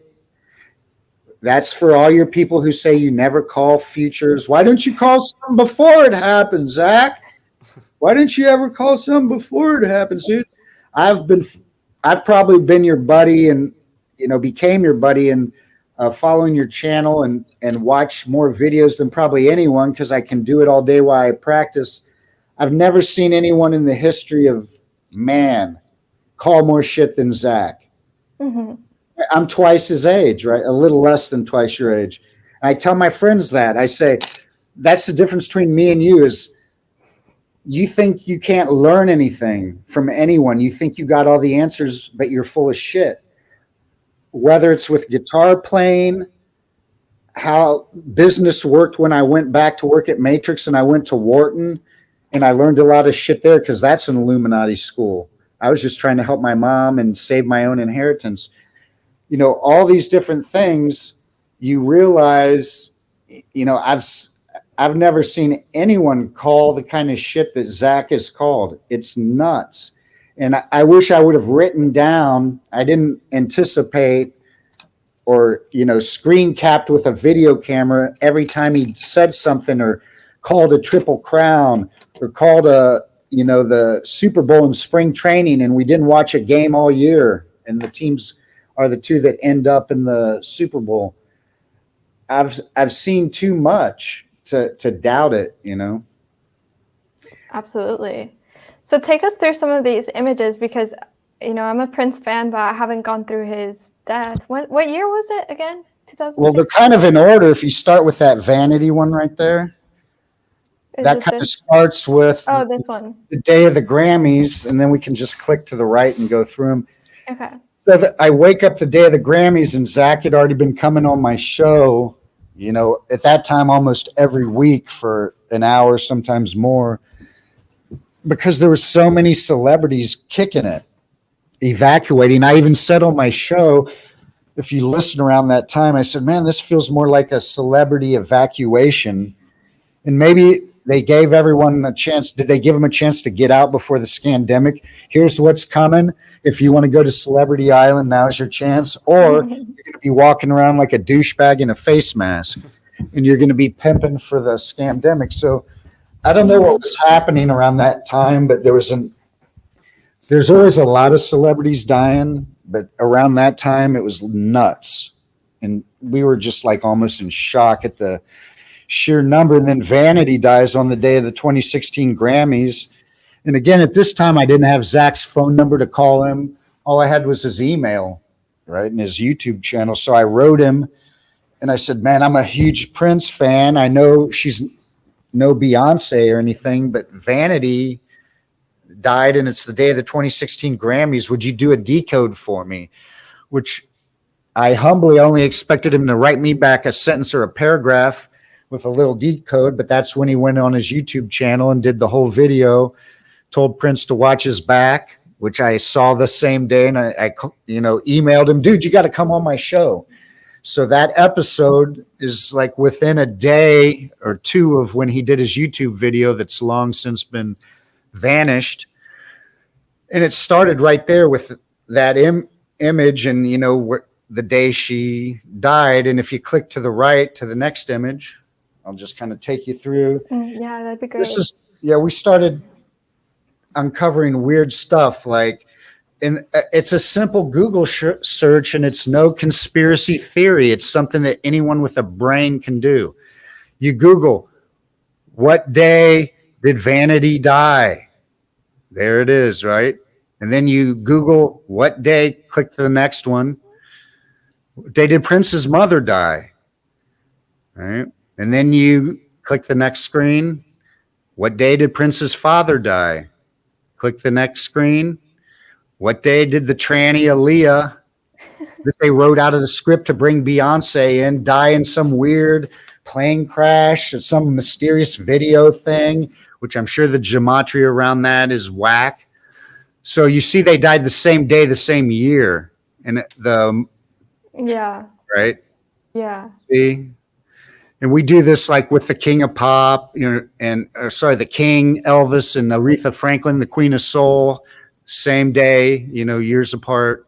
Mm-hmm. So go to the next screen there. He had a song 319, not just a song I Would Die For You.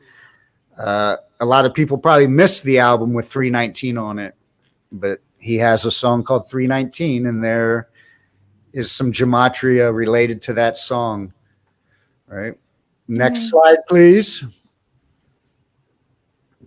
We know about that number. What is 47, Zach? Yeah, the time number. Yeah. Next slide. And there is the strange thing that Zach called that out on my show 67 days before 421. So that's so strange that time span of days elapsed from our radio show to his passing. All right. Next slide. That's just showing people how hot she was. All right. Next slide. All right. So this was a weird thing because we're like, okay, they turned Niagara Falls purple the day Prince dies, which is the Queen of England's birthday, which is also weird. Right. Oh, wow. And okay. that just doesn't happen organically. And again, everybody remember Prince took his name from Prince Hall Freemasonry, which is the sect for the black gentleman. So they turn Niagara Falls purple, and we're all confused. And all I had to do to figure out why they did that, I think it's the next screen or this is exactly the screen cap the day I did it. Where was Denise Matthews, aka Vanity, born? There it is. This is how cross integrated the rituals are. Next screen. All right. Does it mean anything that Prince died on the Queen's birthday? Oh, no, just a coincidence. Next slide. Just a coincidence also that they released the beer that day in the UK, where Ali is right now, called Purple Rain, with the nice pun and the mocking of REIGN to commemorate the Queen. I mean, how tacky and low is that shit, man? That's just low. The next slide is the single. That's the single for the 45 when it was actually released 33 years before his death. In an elevator where he sang on the same album, Don't Let the Elevator Take Us Down, Oh no, let's go crazy. And just about the 33 thing, again, he records that song 33 years earlier. And then alcohol in Gematria equals 33, like how Prohibition ended in 33, going with the little beer joke. Oh, you mean back to this? Yeah. Next That's so slide. funny. Next slide. So it's, I think Is this that the might be end? the, That's yeah. the end. Or is it this one? And there we're just showing the title, and that's usually like my first gematria lesson to someone who's uninitiated. I take them through this whole Prince thing and blow their mind, and it's literally if someone's open, they're looking at you like you just did a magic trick before their very eyes. Like when I When I tell was driving people, for Uber and Lyft, this guy, he got in the car. He's like, "Hey, can you put it on the 80s on 8?" Because he saw I had Sirius XM. And I put it on, and he told me he's on the way to a Prince cover show. And just sometimes when people are in the car, it's like, "Hey, do you like to learn new things?" I'd be like, "What do you mean?" And then just if they brought up a topic that I knew I could give them a good gematria lesson on, I was talking about Prince and his death. And then right as I'm talking about it, a Prince song comes on the radio. The guy got all creeped out. And then I felt kind of bad because he got in his car on like this excited vibe to go to the concert, and he's kind of on this like weirded out vibe. I mean, that's the problem with sharing knowledge and information with people. Like some people, it just takes them out of the state that they'd rather be in, the more comfortable state that they were previously in. So you want to know a trip?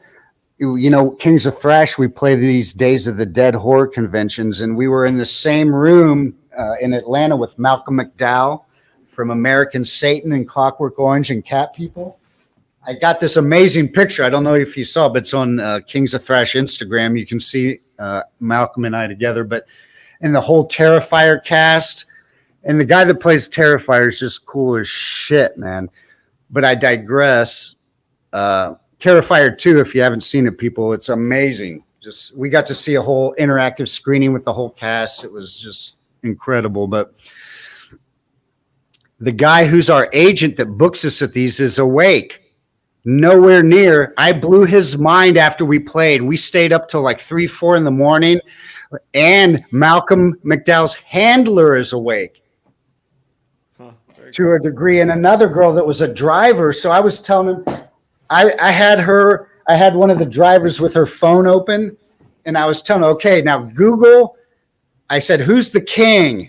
And she's like, Elvis. I go, now Google his death date. So she Googles it, and I go, okay, who's the Queen of Soul? Aretha Franklin. Google her death date. And you just watch their minds blow, right? And I'd already done the Prince thing to him. So by that time, then they're like, this guy is tripping me out. Whether they know what to make of it or not, and maybe because it's coming from me and how I present it, they know that I come off well-spoken and I don't sound crazy as I present it. exactly. Yeah. So, and these people are already awake to a degree. They just don't know, like, that it's the Jesuits. They know there's something wrong. They know the government's fucked. So I brought it all together in about 2-3 hours for this guy. I know I'll be getting much more gigs because I know he wants me to be around, right? So are you cool. saying, Yeah.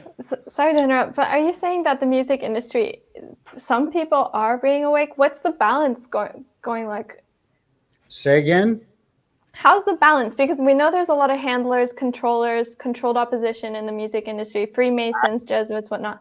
What's the balance of any of those waking up per se, like you said? I don't know that many personally, and especially, they would keep it secret. They're not going to be telling you. It's like when you don't shake their hand the right way, then you don't get the gig, or they brush you off or whatever. And I always wondered why I'd get so far, and with my talent, I should have done a whole lot more than what I've been able to do, even though I've done a lot. And you just see people who do these petty things, like you just saw Mustaine, Freemason hand signing in that picture. Why does he have a Grammy? Bitch can't play guitar or sing. So what got him that Grammy? He didn't join the club. All right. So they reward the celebrities that are part of the agenda and who are scripting out The Didn't news. Sting sing that? Yeah. Sting said it pretty plain in Murder by Numbers, right? Mm-hmm. He spelled it right out for us. And the weird thing is there's 3 Copeland brothers, the drummer from the Police, Stuart Copeland, and weirdly enough, our booking agent in Megadeth back in the 80s was his brother, Miles, and our booking agent was FBI. It didn't stand for it stand for Frontier Booking International. But then I don't know if it's their other brother or uncle or whatever. The other Copeland is the head of IRS records. So in 3 Copeland relations, you've got the police, you've got IRS records, right? Mm-hmm. How weird is that? And you've Very got strange. Frontier Booking, FBI. For sure. You'd say they're preoccupied with something. Hey, Jeff, speaking of 33, you have 330 posts on Kings of Thrash, just by coincidence. I like the last one there. Who changed the radio from hip hop to death metal? That guy is fun. We got a picture with him too, and he obviously looks nothing like that in real life. And he's funny as all get out. As you could probably tell from that movie, he's a hoot. So yeah, that's my good word for today on the Gematria front. But I'm definitely looking forward to meeting you two in the flesh, pardon the pun, when you guys get down to LA. And so far, I'm going to be in town, and I'll try to, if I know exactly when it's going to be, I'll try to cancel a tour to make it happen.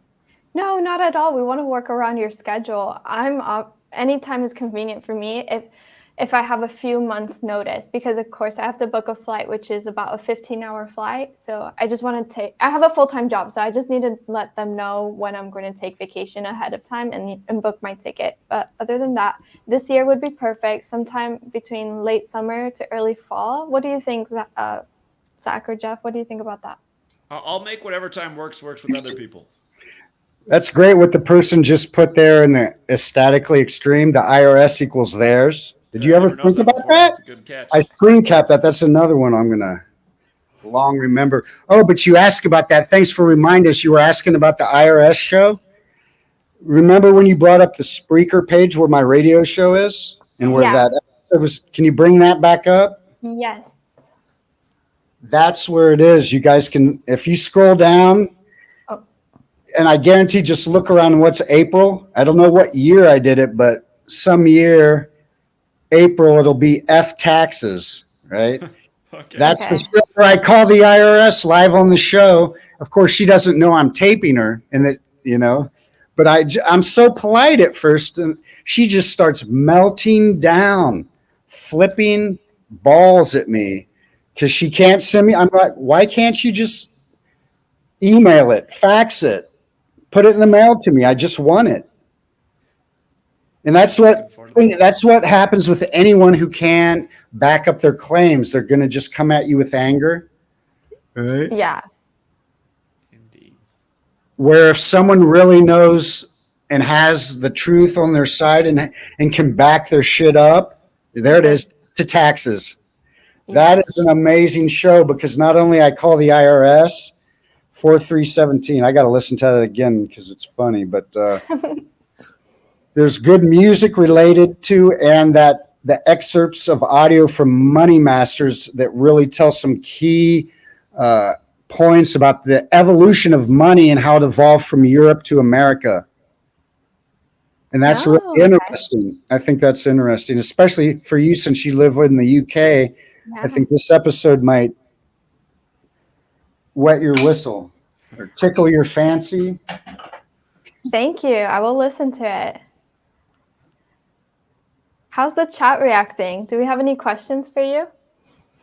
Well, the chat's loving it. The chat's grateful for both of you being on here. So. Well, thank you. It's an honor to have met you finally, and thanks for introducing us, Zach. Welcome. I hear you're a metal fan, and I actually saw, and I got to thank you because I'm going to watch it now.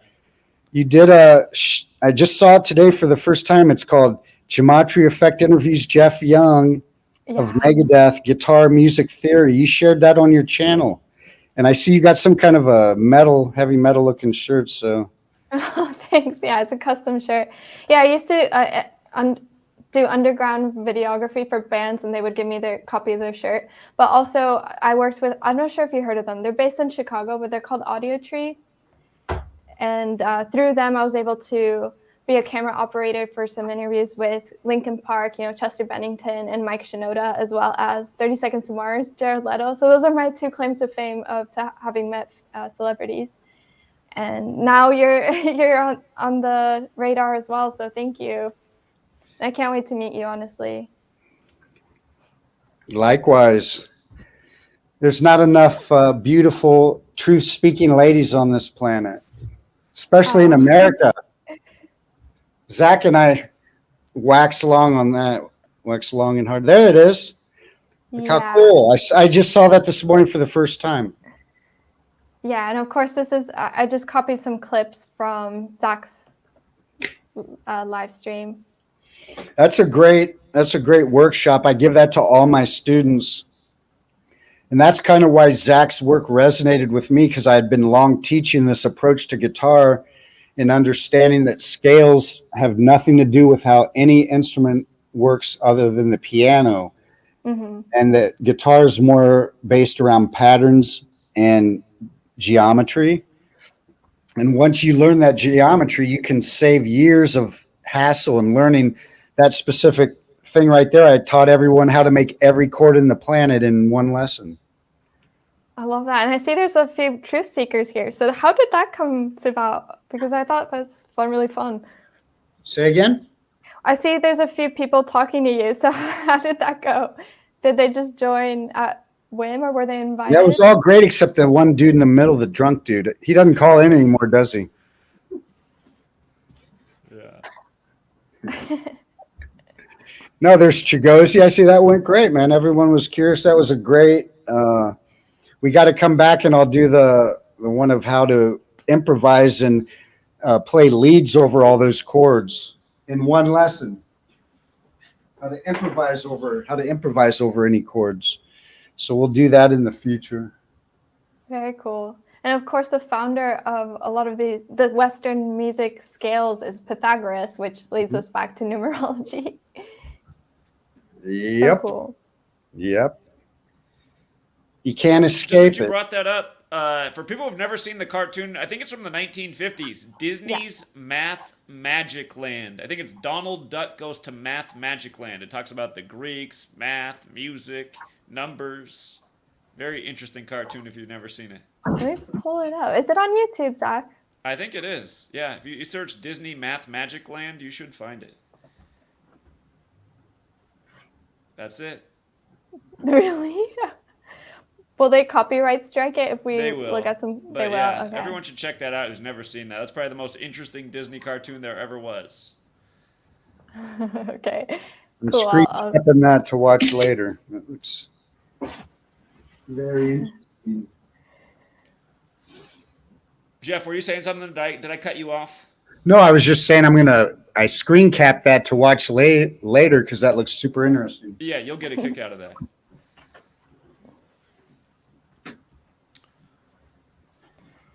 So now it's all about trying to navigate. It's like once you wake up and you realize you're swimming in shark-infested waters, mm-hmm.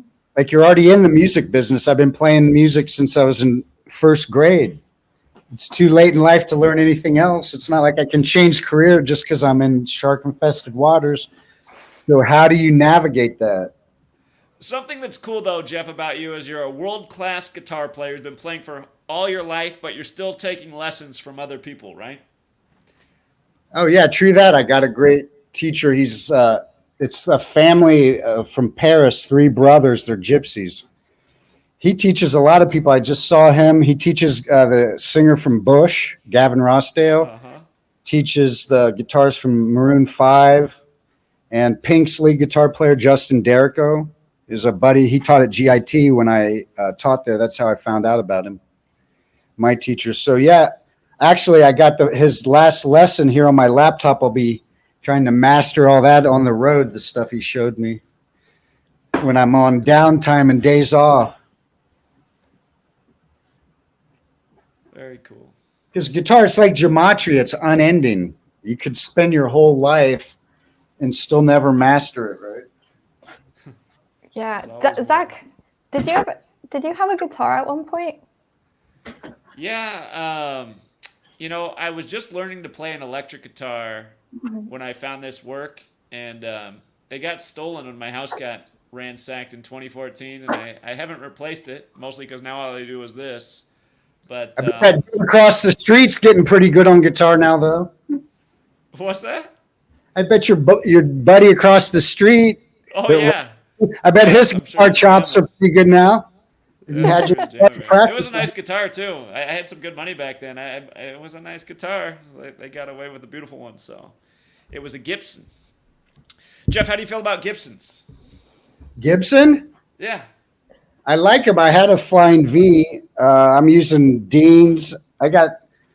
You might have seen on my wall, or if you go on our Kings of Thrash, you'll see I got this new guitar I'm using for a lot of the show that looks like it's on fire. Yeah. It's there it is. Yeah, That it's a cool guitar is this company's called Minaret Guitars. Uh-huh. Each one of those flames is scientifically tuned to resonate at a different frequency. Huh. We're talking about frequencies here, and how words and sound and spelling. Well, this guitar came to him in a dream, and the bass side is heavier, so it has more tack, and the treble side is lighter. Like every detail of that, it looks crazy cool, but the looks are the least cool thing about it. That thing sounds incredible. So I've been using that a lot, and that's kind of like a Les Paul. It looks like a Les Paul that caught on fire.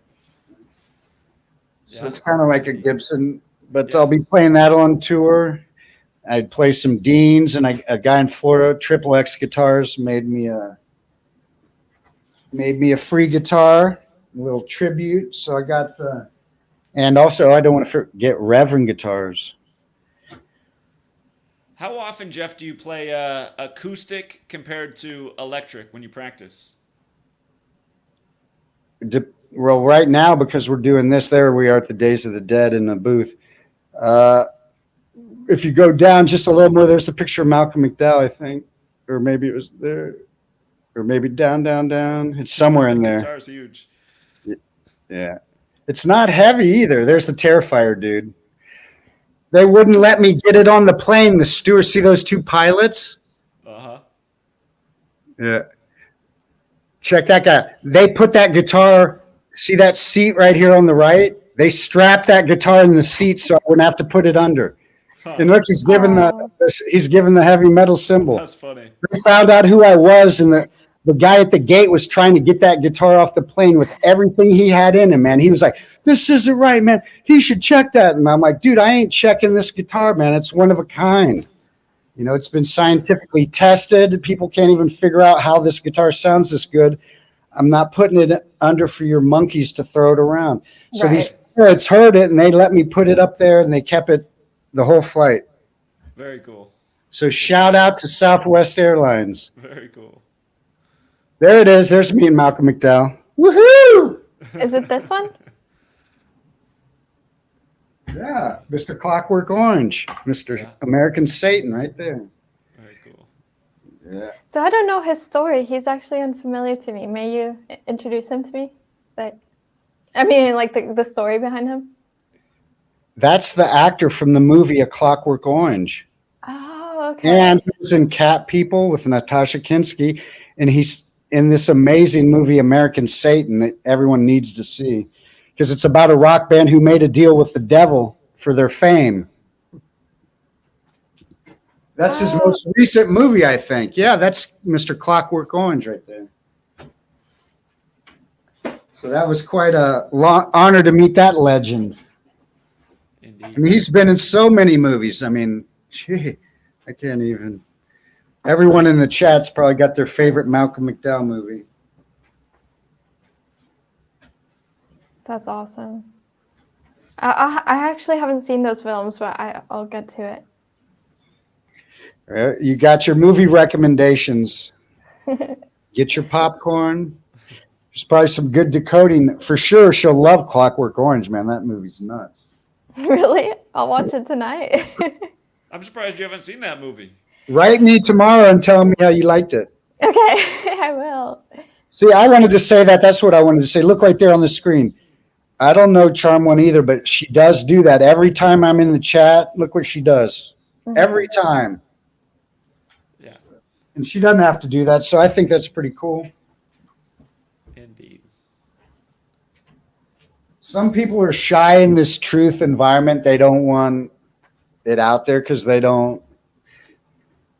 If there was no ramifications, I think more people would come out, but some people are afraid of what might happen if they show their face or they come out. But hopefully if you go listen to my Death to Taxes episode, you'll see that you don't need to be as scared as you think you do. Right. Because the IRS isn't even a government organization. It's just a bunch of mobsters, man, shaking you down on the daily, shaking you down. And now that we just saw that the IRS equals theirs. That's just such a funny pun, man. It is.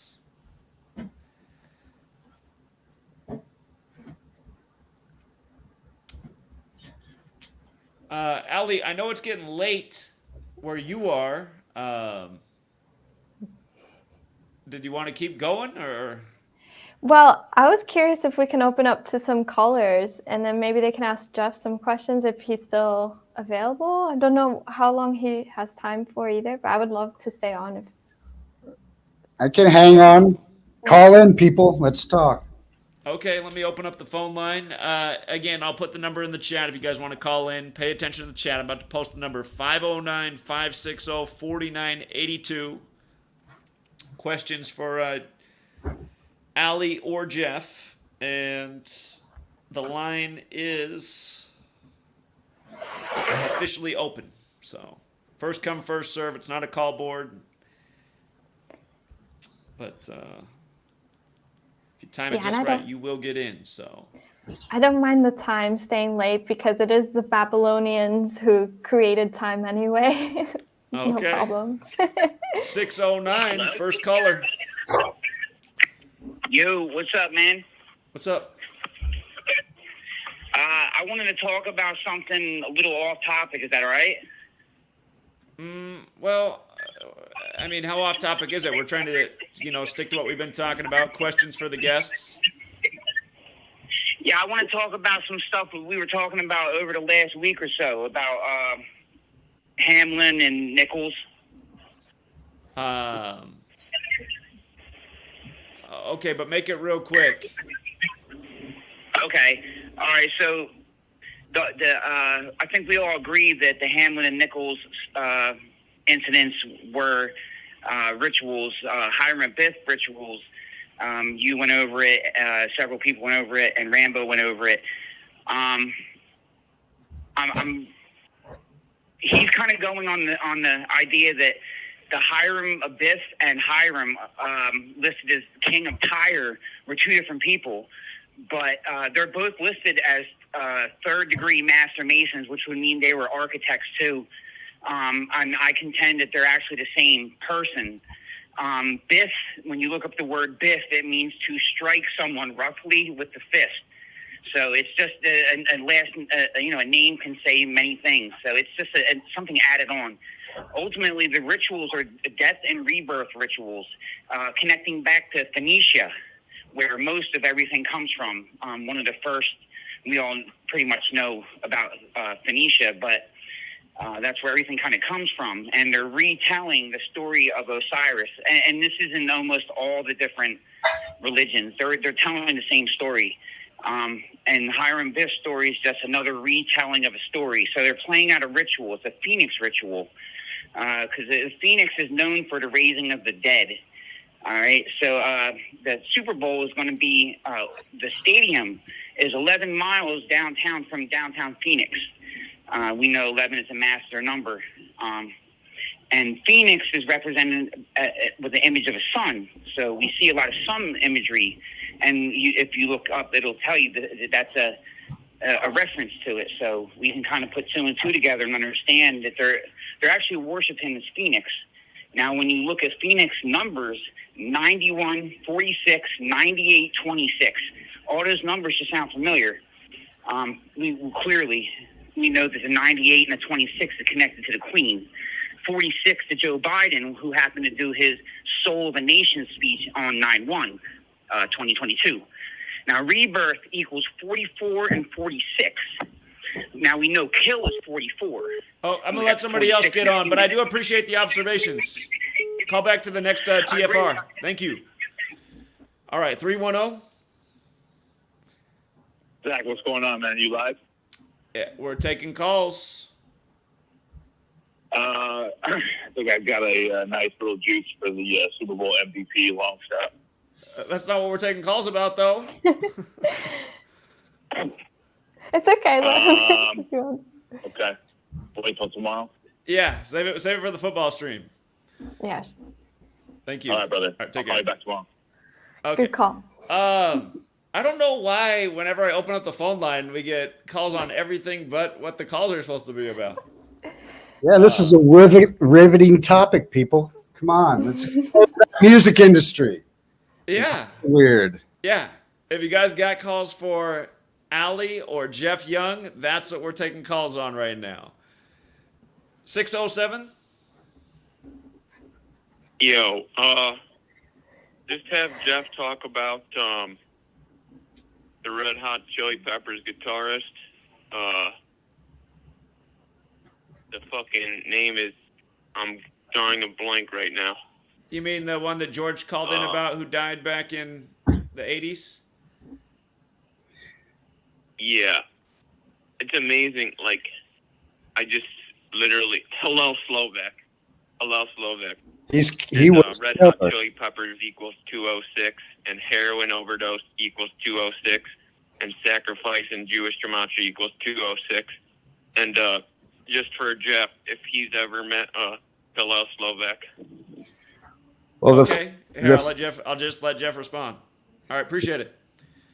the funny thing is, thanks for your call. The funny thing is, when Megadeth, our album So Far So Good So What was released, they were on our label on Capitol Records, which is the round building in Hollywood, the same label the Beatles were on. So they were our label mates, and they released that album. I don't know what album, but their PR stunt was that they had the tube socks hanging from their penises. Remember, they were like naked, but they had the tube socks on their genitals. Right.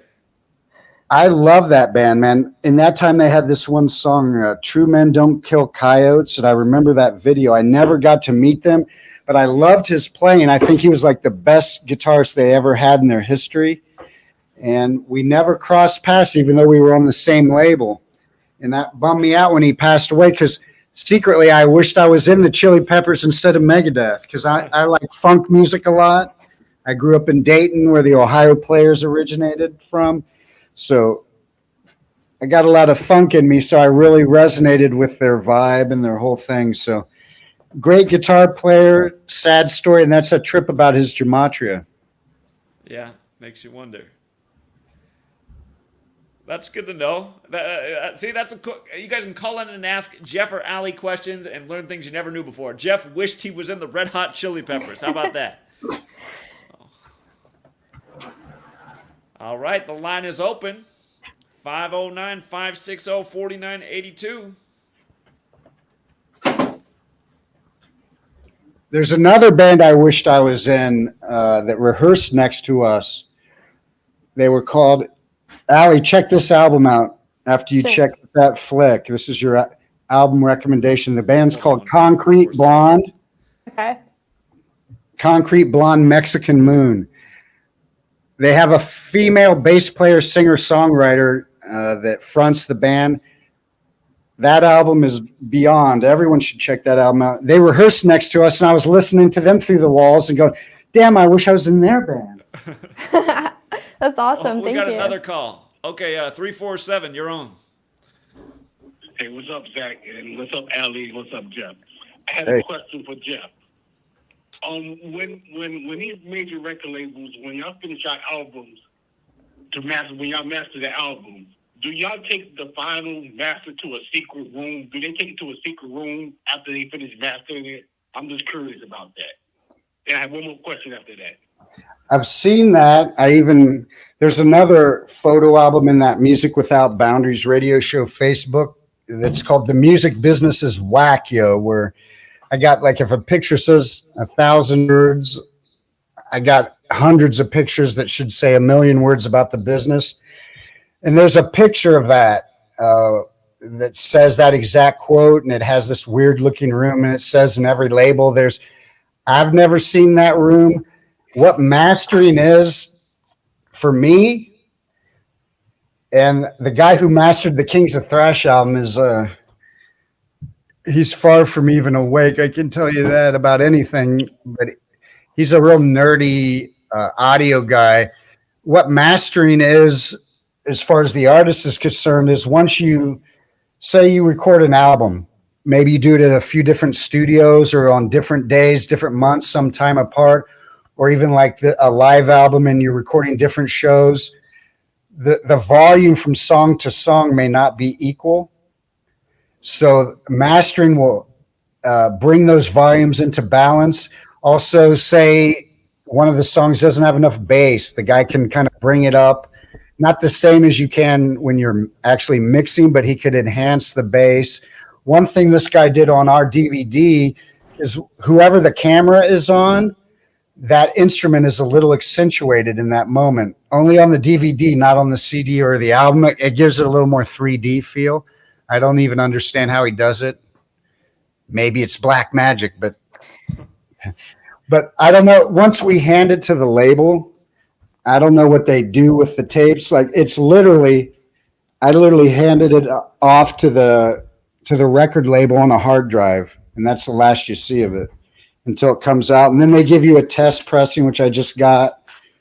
I had to go to Best Buy because we don't have a DVD player, and I had to test all the chapters and the bonus features and all that stuff and make sure everything was working. So yeah, that's as far as it is for us. If they do that, then, and I know that's in the Laurel Canyon book, that guy said that, David Crosby or somebody told him that. So who knows if that's true. I don't know if you got to go in a room and do something like that. I think if your intent is diabolical in your soul, you know what I'm saying? It's already attached to it. You know what I'm saying? It's like the same as if you're spiritual, you don't need to go in a church to prove it. I mean, your body is your temple, and you can be a spiritual being without going into a religious mind control institution. Okay, but my other question is, you say you grew up in Dayton, right? Yeah. What is it about Dayton that all those funky 70 groups came out of the 70s from Dayton? Isn't that crazy? Ohio Players, Zap Band, Lakeside. There's probably others that you could name that I might not be thinking off the top of my head, but the Zap Band, Roger Troutman. Yeah, the Troutman brothers. Yeah, for sure.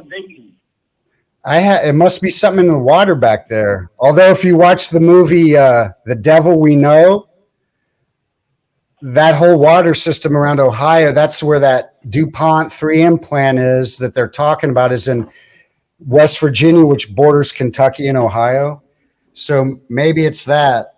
Maybe we're all radioactive there. But a lot of talent, not just funk, but Rick Derringer's from Cincinnati. Chrissy Hine from the Pretenders is from Akron. Let's remember her bass player, her original best bass player, drowned in a bathtub, Pete Farden. And so there's that. But yeah, a lot of music and musicians, and even Rob Lowe and the Sheens, they came out of Oakwood, which is in Dayton. Rob Lowe's dad was going to represent me against our family business, as a matter of fact. And he's kind of flaky, man. He just kind of flaked out on me. I wonder why. Maybe I didn't say the right catchphrase. Maybe I didn't say the right. Last question. Say again? What is it about the frequencies of 432 hertz and the 440? with the frequency that they change it up? And when did they change up the frequencies in the music? I'm not sure about all that and how much weight I put into that, because a lot of bands like 440 and this frequency that we tune to, like we all have guitar tuners that we tune to, a little guitar machine. A lot of us bands, like from Hendrix to Black Sabbath, some of the bands that people say are the most demonic, Ozzy, we don't even tune to that tune. We tune to E flat because it's easier to sing and it sounds kind of heavier. So they're not even in that. Some bands aren't even in that key. I know the Iron Maiden album is sped up a little. So if you try to play along, you're out of tune. So my thing is every frequency exists in life and in music. And if you're experiencing music, you're going to intake every frequency at some point. And I'm just using common sense. And I've listened to those videos where they have the song. It's like, here's the song, what it sounds like recorded at this tempo. And here's what it sounds like at 432. And I'm like, any song that you tune up is going to sound, it's going to lift it's going to sound a little more excited. It's going to sound a little more positive. Anything you tune down is going to sound a little darker and heavier, which is why we do it, and it's also easier to like bend strings. You can have wilder. Music listeners, how we can tell the difference between these frequencies? Is it a certain thing that you hear, or we just can't tell what frequency it is? Yeah, well, every frequency exists. It's like every color exists, even colors we can't see. You're hearing in music, every frequency is going by. So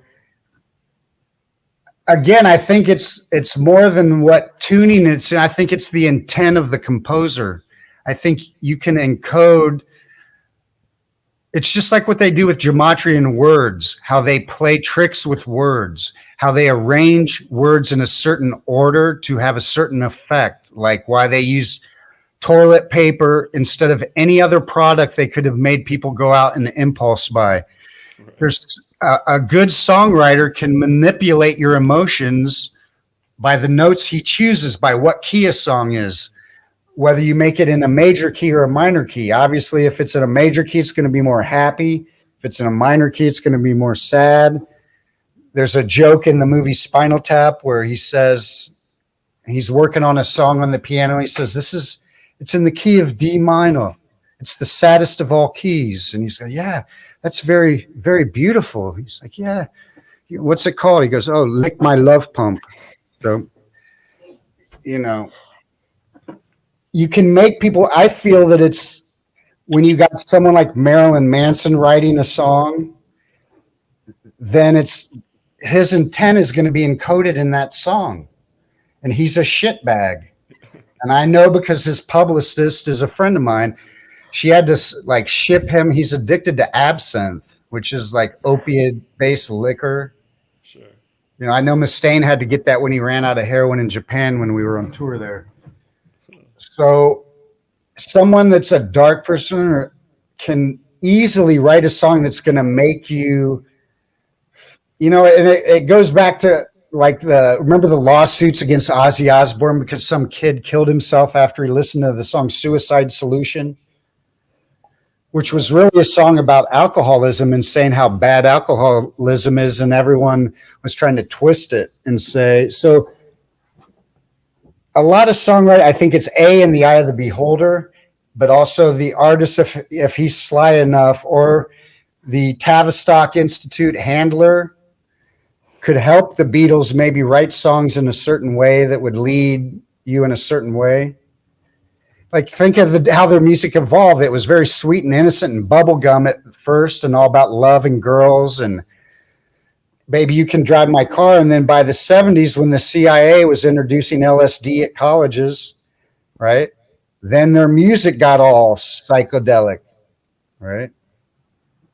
And trippy. So which comes first, the chicken or the egg, or does art imitate life? Is life imitating art? These are the age-old questions, my friends. And they're all blowing in the wind. get all your questions in 347? That was great. Yeah, that's most of my questions right there. All right, appreciate it. Thank Yeah, I you. got a clause. Okay. Take care, man. Woo! Okay. Great questions that he asked and also amazing answers. I'm writing some notes down. Yeah, Jeff seems to get the 432 question every time he comes on. So What 432? the one about he said the difference between 432 and 440, and you Yeah. gave the answer. We got another caller, I don't know 720. about that. I think it's a Yeah, I psyop. got a question for Jeff. Okay. So, Jeff, you said you were in New Jersey. You lived there as well. Mm-hmm. Edgewater. Hello. Yeah, Edgewater, he said. Oh, Edgewater. Okay, I can't really hear him. All right, I grew up in Central Jersey. Did you ever play at the Garden State Arts Center in New Jersey?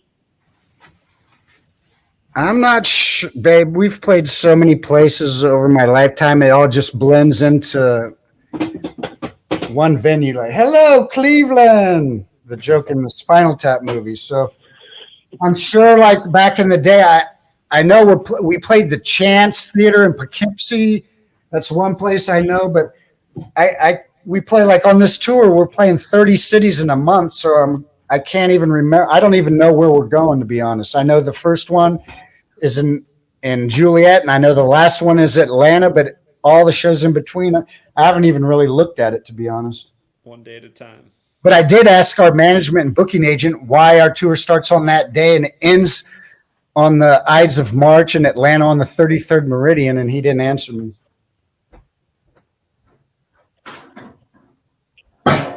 Any other questions, 720?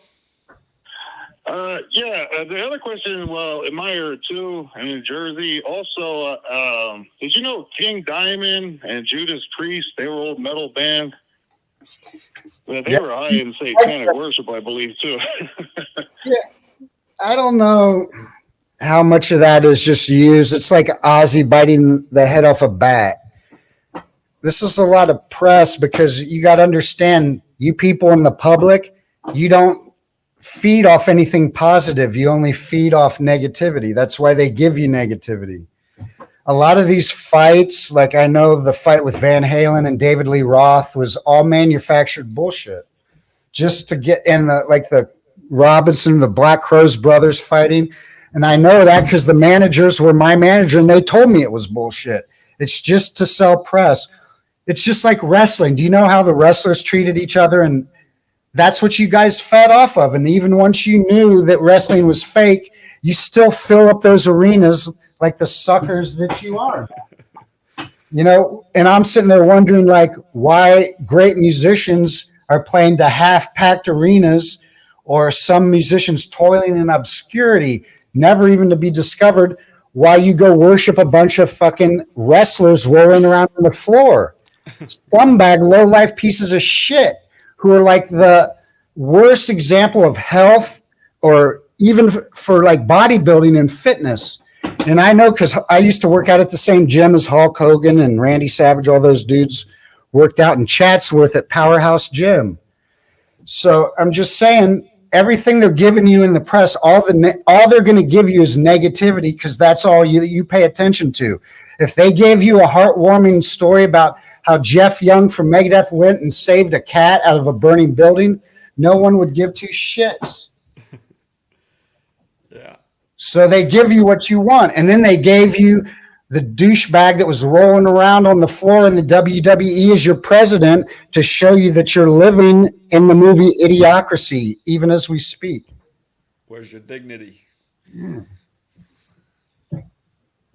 Anything else, 720? To Trump. I agree with him. But back when I was younger, and like I said, I come out of this Babylon system and many layers deep too, and Zach, that's why I follow you as well. I called other times in as well, but when I was in Jersey, and he said he was in Jersey, the Garden State Arts Center was big. A lot of musicians played there. The Stone Pony, obviously, with Bruce Springsteen. I played there. Park. I played all these guys. You Jeff hit it on, like political. He wants to say something back to what you just brought up. Go ahead, Jeff. I just said I played the Stone Pony a few years ago on the Randy Rhoads Remembered tribute when a bunch of us guitarists were going around paying tribute to the guitarist from Ozzy who died in a freaky plane crash.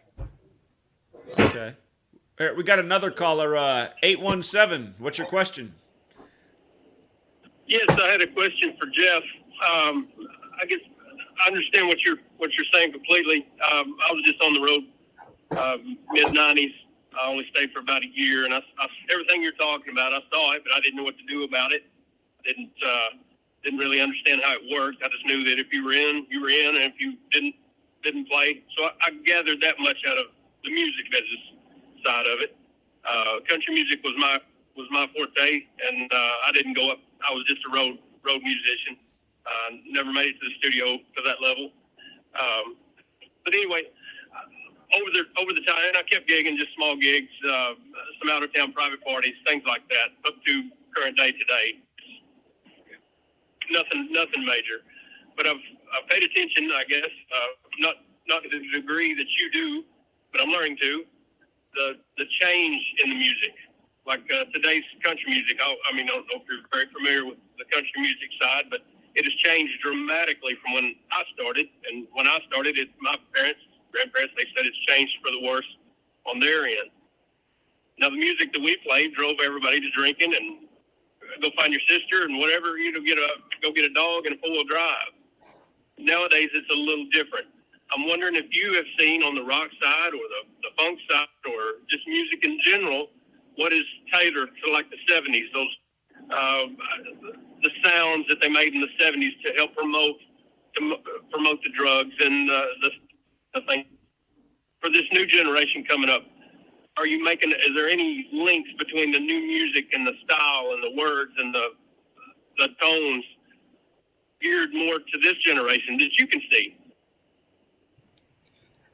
Yeah, there's barely anything musical about any of the new music, especially when you're sampling stuff and you just got a loop of the same rhythm and it's the same rhythm for 5 fucking minutes and the guy's just talking in a monotone. There's no talent in that. And, I don't understand. I mean, people are weak.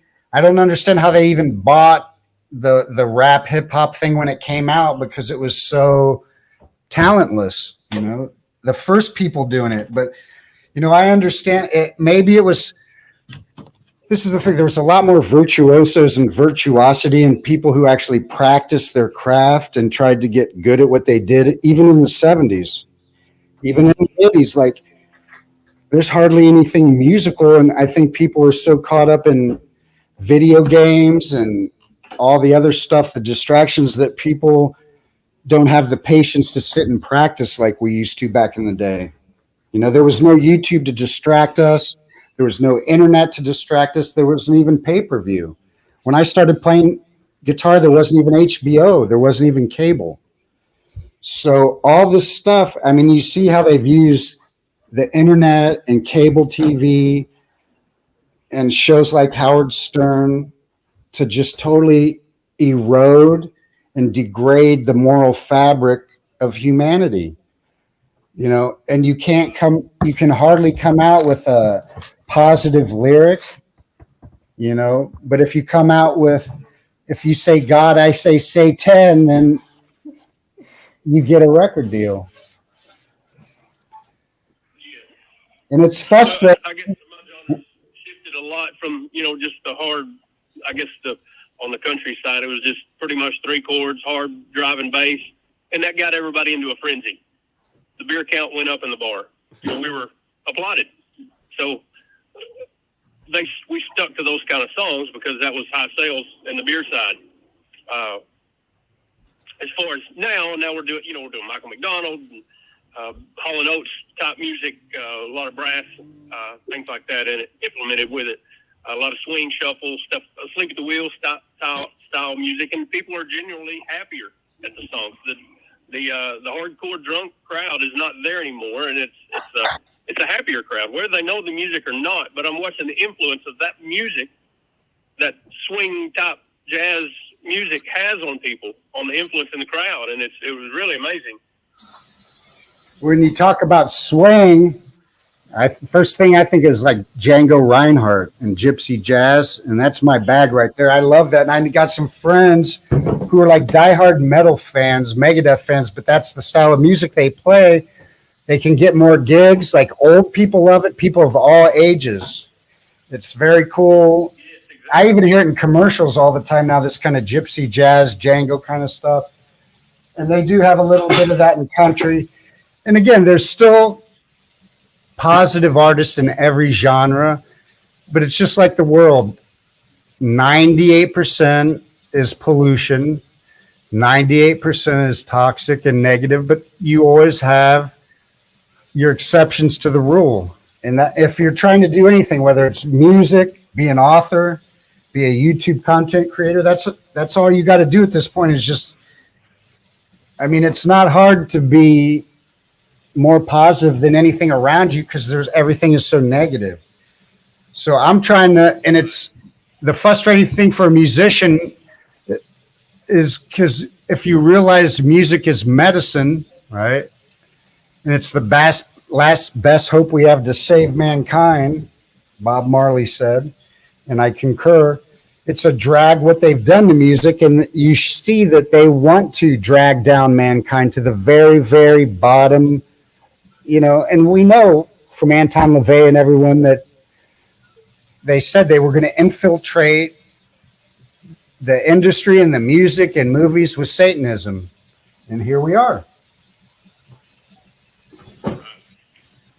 We live in a satanic matrix. I got out of, I guess, the Nashville side of it. I took a step back and looked at myself and say, why was I drawn to that music? Other than it was a paycheck and it got me through college and started family. I mean, other than that, why was I drawn to that music? Because I loved it. I loved the George Straits and the Bob Wills and that. I mean, of course, being from Texas, that's what you play. But that's what gets you the gigs back then. But yeah, I had to do a little reassessment of my own and say, hey, I'm drawn to certain types of music because X, Y, and Z. So now I'm drawn to a different style of music, and it's way out of my wheelhouse, which was awesome to learn. I mean, to actually sit down and learn some of these songs. They're a little more than 3 chords, here in Texas country. But I won't take up your time. You answered my question. I'll let another caller get in, but I do appreciate it. Thank you, Jeff. Thank you, Zach. Welcome. Thanks for the call. You're welcome. Yes, sir. Y'all have a good night. You too. Thank you. That was an interesting conversation. Jeff, how much longer can you stay with us? I got some time here. Okay. Yeah, you guys, we are taking calls. We got Jeff Young and we have Allie at NetVoid. And again, the phone lines are open. If you have questions for either of them, 509-560-4982. It is a cell phone, so first come, first serve. And here's 954. 954, you're on. What's up, Zach? I got a couple questions here for Jeff. First thing is, did anyone ever talk about backmasking and the art of playing a song backwards to reveal a message at all, or anything like that? I've heard of it, from TV shows. I mean, they were talking about that on Phil Donahue back in the day, but never have I ever seen a band do that or known a band that does that intentionally. But now that it's out there, I'm sure some bands have done it just to be silly, or just to do it because they know it's been done. And I think that's a lot of what people do. That guy's like, why was I drawn to this kind of music? Because that's what your parents were listening to. That's what all your buddies were playing. That's what the radio station in your region played. That's all you heard. We're kind of, it's nature versus nurture, that old discussion. And I think, the music and the different things we're exposed to, if we grow up in a household where our dad's a big sports freak and, our whole family, you got brothers that are into sports, you're much more likely to get sucked into that trap than someone like me. I got into sports a lot, but once I found guitar, that's all I consumed myself with. And I was more interested in musicians. And I didn't have any time to waste. I knew every minute I was wasting watching football or playing video games was a minute that some other guitarist was getting better than I was. And that's how I went through my life. I made sure, like even on holidays. Hold on. He's not done with his answer yet. Hold on. Even like on holidays when you see people kind of, Zach, you mentioned the economy of the whole world goes down around the soccer, around the World Cup, right? Right. You think how many people just fuck off and lax off and don't keep their diligence going because of such petty things as a sports game or a fake holiday that's been propped up by the Jesuits like Christmas or whatever. All those holidays, and if you wonder why I'm even not being a Jesuit, that I'm even able to do this, it's because all those holidays when everyone else was, watching the Super Bowl and hanging with the family or even going out to clubs with their friends, going out to strip clubs, I never did any of that. I knew that all those moments that other people were doing that, if I stayed home and practiced, I'd be getting one up on them, right? Dedicated. Yeah. I mean, and those are the kind of people in any industry that you go into. Those are the people that make it, Indeed. You see Zach, how he grinds. He reminds me of me on guitar. Every day he's just doing it. No one has to make him sit down and do it. His mom doesn't have to say, go practice for 30 minutes, Jeff Young. He just does it because he can't stop himself. Right. Appreciate the recognition. One more thing, if while performing at all, talking about vibration, did you ever sense an evil energy while playing or even listening to anyone that just threw you off guard?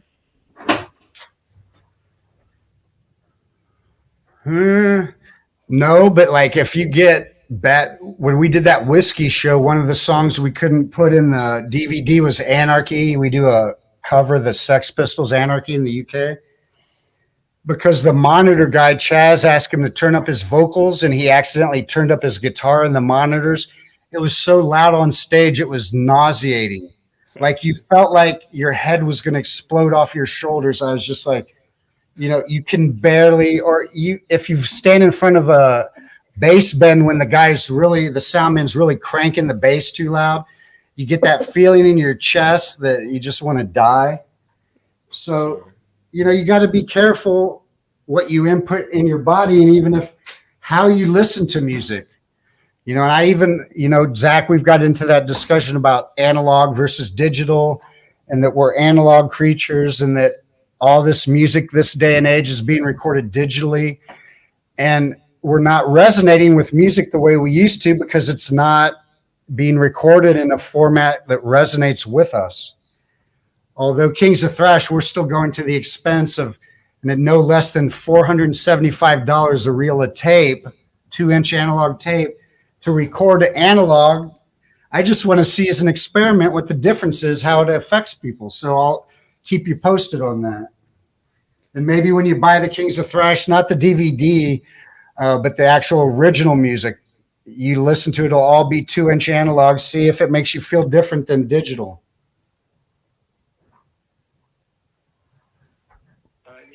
I'm 21 years old, and you would be appalled by the music that is out right now and what these people are named, like Yeet and Little Uzi Vert. When you say it fast, is Lucifer, and man, there's no more normal music anymore. So I think that Lucifer. He just named himself after the Vatican's telescope. No one's going to the shows, the big names and classic people that you're saying. All right. Appreciate it, caller. I'll let Jeff respond to you off the air, but thank you. I was just saying that's nothing. I bet that rapper, whoever Lucifer, got his name from the telescope at the Vatican. Isn't that the name of it? Their telescope is called Lucifer. Yeah, good reminder. All right. If there's anybody else out there that has questions for Ali or Jeff, again, the line is open. That country dude who mentioned the country music, we always talk about how country is even more satanic than metal. Sure, I thought you might get into that with him. We didn't get another call. Lots of trannies in country too. Hey, Zach. Yeah, I 937. just wanted to say, hey, Jeff. Hey. Hey, Jeff, I saw you in Ohio back in '88 at Hare Arena opening for Dio back when I was a youngster. Put on a hell of a show. Killer. My parents were in the audience that night. You can imagine their reaction. Yeah, and the last caller mentioned the back masking, and when I was younger, around 14 years old, a friend of mine, he would hang out and stuff, and he knew every spot on all the Iron Maiden records where you could find a satanic. He would just grab that record and just spin it, and it would be some kind of satanic beast, some kind of satanic reference. So it's definitely real. I've definitely heard it. That's a trip. I never had the time to spin it backwards. I was too busy slowing the stuff down to half speed, just trying to figure out what the guitarist was doing. That's the thing. Lucky being a guitarist because you kind of ignore the lyrics. Like Eddie Van Halen always said he didn't even know the lyrics David Lee Roth was singing in their songs. He didn't pay attention. He was just worried about his own guitar parts. That's funny. And honestly, that's how a lot of us are. You know, we're just guitar geeks or music geeks, and we're not paying attention in as much detail as some of the people who are reading into it. Same here. I'm also a musician, and I've met a lot of bands. I've met a lot of death metal bands, Immolation, and they are totally. They don't know the code. They don't know Gematria. I personally have met Immolation and several brutal death metal bands that are all about Satanism, and they don't know Gematria. I think a lot of them that I've seen personally. They're copycats. They're just doing it because they saw another band doing it, and they realized in their feeble mind, this is the way to get attention. The more satanic we act, the more attention we get. If we come out dressed like a bunch of choir boys, then no one's going to give a shit. So they just play that up, but in reality, they're not that hip to, but somehow they're still serving that agenda like a useful idiot, I guess you could say. Right. Okay. Well, I just want to say good luck on the Kings of Thrash. And Zach, I've been a long-time supporter, and good show, and keep up all your good hard work. All right. Thanks, 937.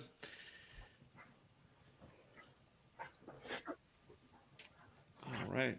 I'll take you and Allie around to all the Hollywood spots and historical haunts. Okay. I look forward to that. We'll Here's be a call filming. from California. 805. Hey, Zach, how are y'all doing? Hi, Jeff, and hi, Ali. I believe your name is. I've been in and out of the stream all day just listening. I love your show, and I love all the work y'all do. Hey, Jeff, thank you so much for all the work you do again, man. And again, I've been listening to you talking, coming on a little bit more recently now, and all the stories you told about how Mustaine used to fuck with your marshals. That's crazy, and absolutely can believe it now.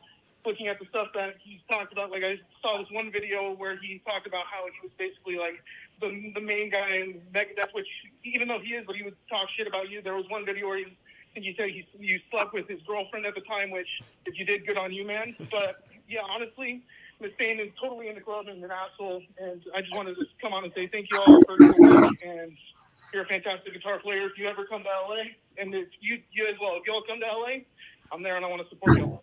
I'm a musician as well, by the way. Thanks. Appreciate that. Thanks, Yeah, man. Y'all have a great day, okay? All right, you too. Yep. Jeff, you want to respond? We do have another person on the line when you're ready, but if there's anything you want to say back. No, that was a cool call. And yeah, the guy, imagine being in a band and your lead singer is paying your guitar tech to put bad fuses in your amp so they blow up on you and sabotage his own band member. And, you know, the guy spitting in my water bottle. Yeah, it's about as low as it gets, man. Jealousy. Okay. What's up, man? It's the Truth Vibration podcast. What's up? Yo, what's up, guys? Hey, Zach. Hey, Allie. Hey, Jeff. I actually have a question for Allie. Because, I mean, I've listened to Jeff and Zach for so long. I feel like I don't have any questions for you guys. Okay. But Allie, hey, what's your, I guess, main goal? Because I've heard Zach talk about you a few times, and I think you used to be like a Trump supporter or something, and like you fell off the Trump wagon. So, like, what's your main goal with the truth? Like what do you want to accomplish or achieve in this mission that we call the truth or in life with the knowledge that you possess now? Sure. Thank you so much for asking. May I get your name? She asked what your name was. His channel's Truth Vibration Podcast. Oh, okay. Let me write that down. Oh, I can't even hear her. Really? I didn't even hear her. It's because I have the volume low on my computer, so I don't get feedback in the mic. But she just wanted to know your name if you wanted to give that out. Oh yeah. Truth Vibration Podcast. I have a channel on YouTube and Rumble and Anchor and stuff. If you want to check me out. But yeah, I was just curious what her like main drives. What's driving her to seek truth? I always find that curious on new truth seekers. Sure, that's a good question. Okay, let's great. see. I'll share his YouTube. Well, when I joined Gematria, the two most well-known people in Gematria was Zachary K. Hubbard, who began this research of English Gematria, and then Derek Tikuri, who founded the Gematrinator calculator. At that time in 2020, Derek and Zach hadn't met each other in real life, right?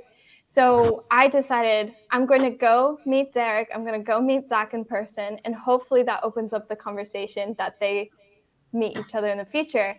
And lo and behold, Zach and Derek did meet each other last year due to Zach driving around the country, and he stopped by and met Derek. So my ambition is that we can all get to know each other in person better, and that's why I'm hoping that there's another opportunity this year that we can hopefully go somewhere like LA where we can meet, and Zach can interview Jeff Young in person and myself can film it, because Jeff and Zach still haven't met, for example.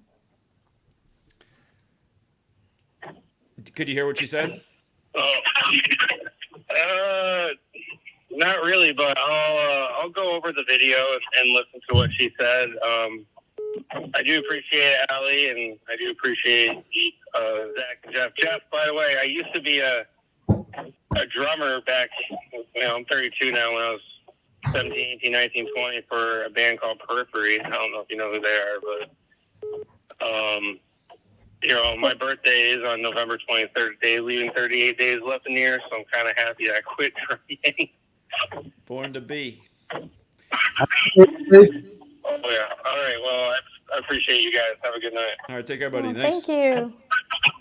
Yeah. All right. And the 432 caller, try right now. Oh, they finally got through. They've just had bad luck. But all right, 432, you made it. Hey, Zach. Hey.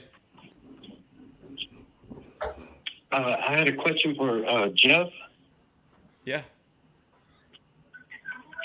Okay, let me see. Can y'all hear me? Yeah.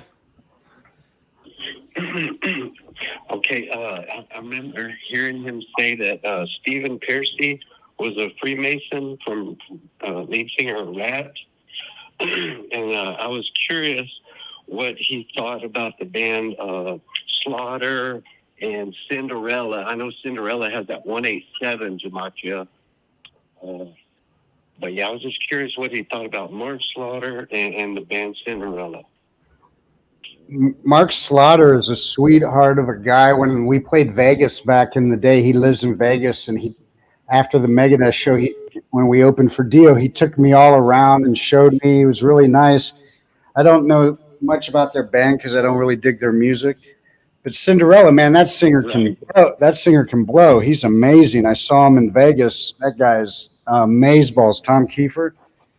He seems like he's he seems like he's somehow been able to navigate the industry kind of outside of it, not getting. He didn't get too famous, and he kind of stepped away for a while. I know he had some throat cancer or health problems, but I kind of liked Tom Kiefer, the singer from Cinderella. Yes, they are. Yeah, I mean, they still release albums. But thank you guys. I appreciate it. Thanks, Zach. Thanks, Ali. Thanks, Jeff. Yeah, welcome. Thanks for calling in. Our pleasure. All right. Bye-bye. Take care.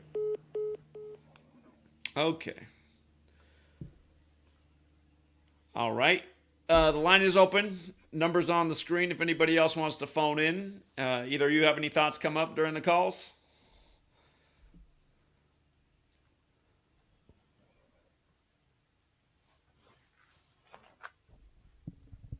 Well, I would like to hear more about the country music if you have a chance, Jeff. That's easy. Go back to the Music Without Boundaries Facebook and go back into the photo albums. Okay. I got a whole tear on country music. I mean, it's everything. I recommend everyone listen to this, everyone listening, go in this photo album. It's the one right there with Rihanna. It's called The Music Business is Whack, yo. So if you just start and kind of scroll down you don't have to click on the pictures. You see MTV was on top of a Masonic, temple. Oh, yeah. Yeah. MTV equals Satan in ordinal. Mm-hmm. Keep scrolling down. You'll pass, and you're going to pass right here coming soon. Keep going. Keep scrolling. Keep scrolling.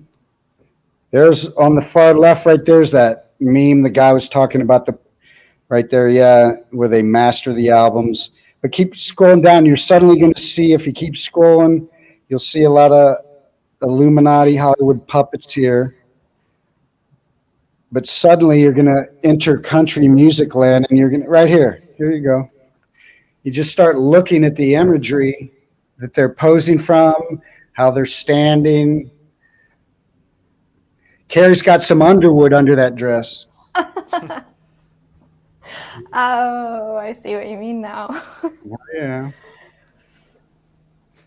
I mean, how many pyramids, Freemason hand signing individuals, upside down pyramids can there be in one genre of music? And you're thinking, like, if artists are trying to be different and original, there we go. This isn't original. This is just copycat shit. You're just all doing the same thing, pumping out the same agenda.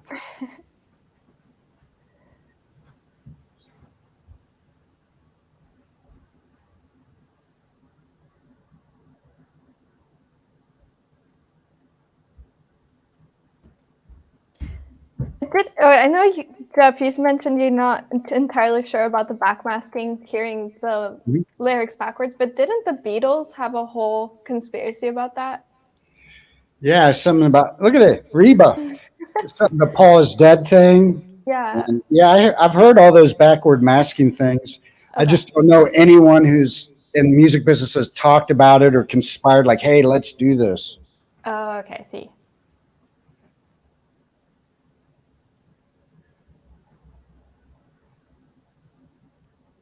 Country.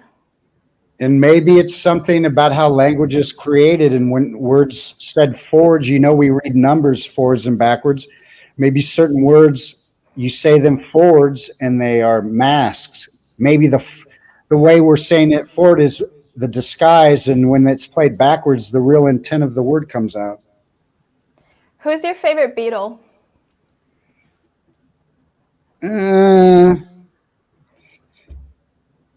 George. Oh, he was a guitarist. Yeah, that's why I covered the something. He wrote something. I see. He wrote some of their most endearing tunes. While My Guitar Gently Weeps, he wrote. Mm-hmm. He came on. Everyone talks about Paul and John, but that guy came on. Do you see those man legs?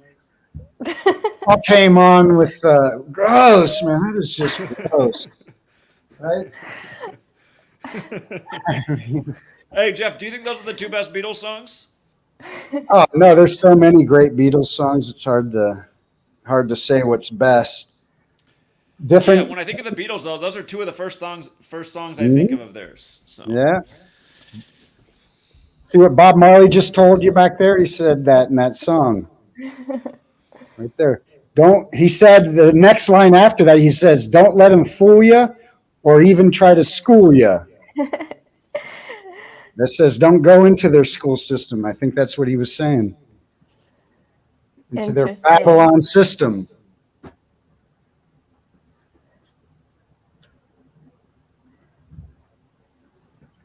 Do we have any more callers, Zach? Are they on the?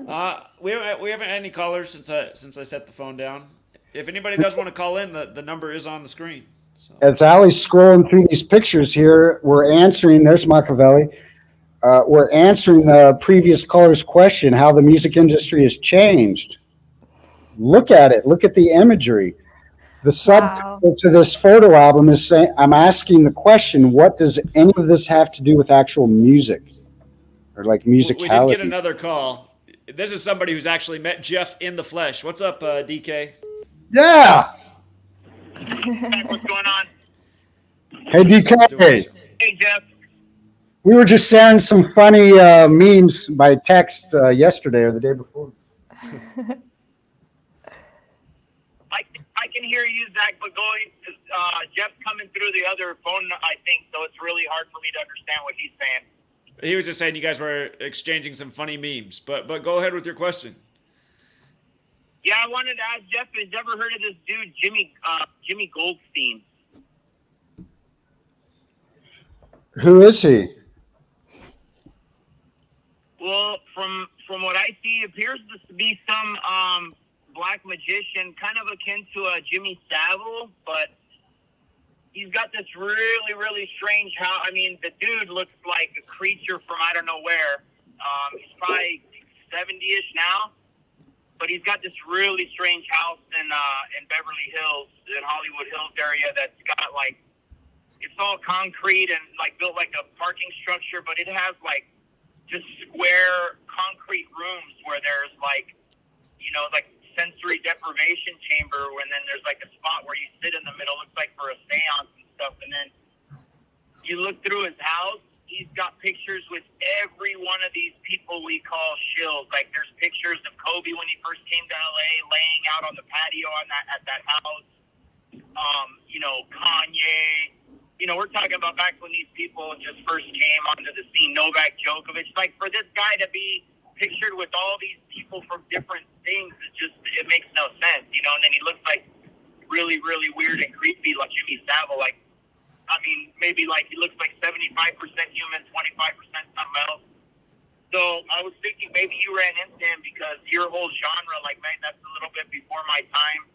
You know, when I was, you know, kind of a kid coming up, like it had already transitioned into more like Metallica was already fading out. It was getting all, you know, kind of like whitewashed. It wasn't as heavy as the stuff in your day. And then just in general, not a knock on you or the music, you know, as a whole, but I always, you know, figured like, and I used to like the music, you know, metal back in the day myself, but I always thought, you know, you're taking all these herbs and all this stuff to cleanse heavy metals out of the body, which, you know, the heavy metal physically is not good in your body, and the heavy metal, you know, sonically is not good in your ears.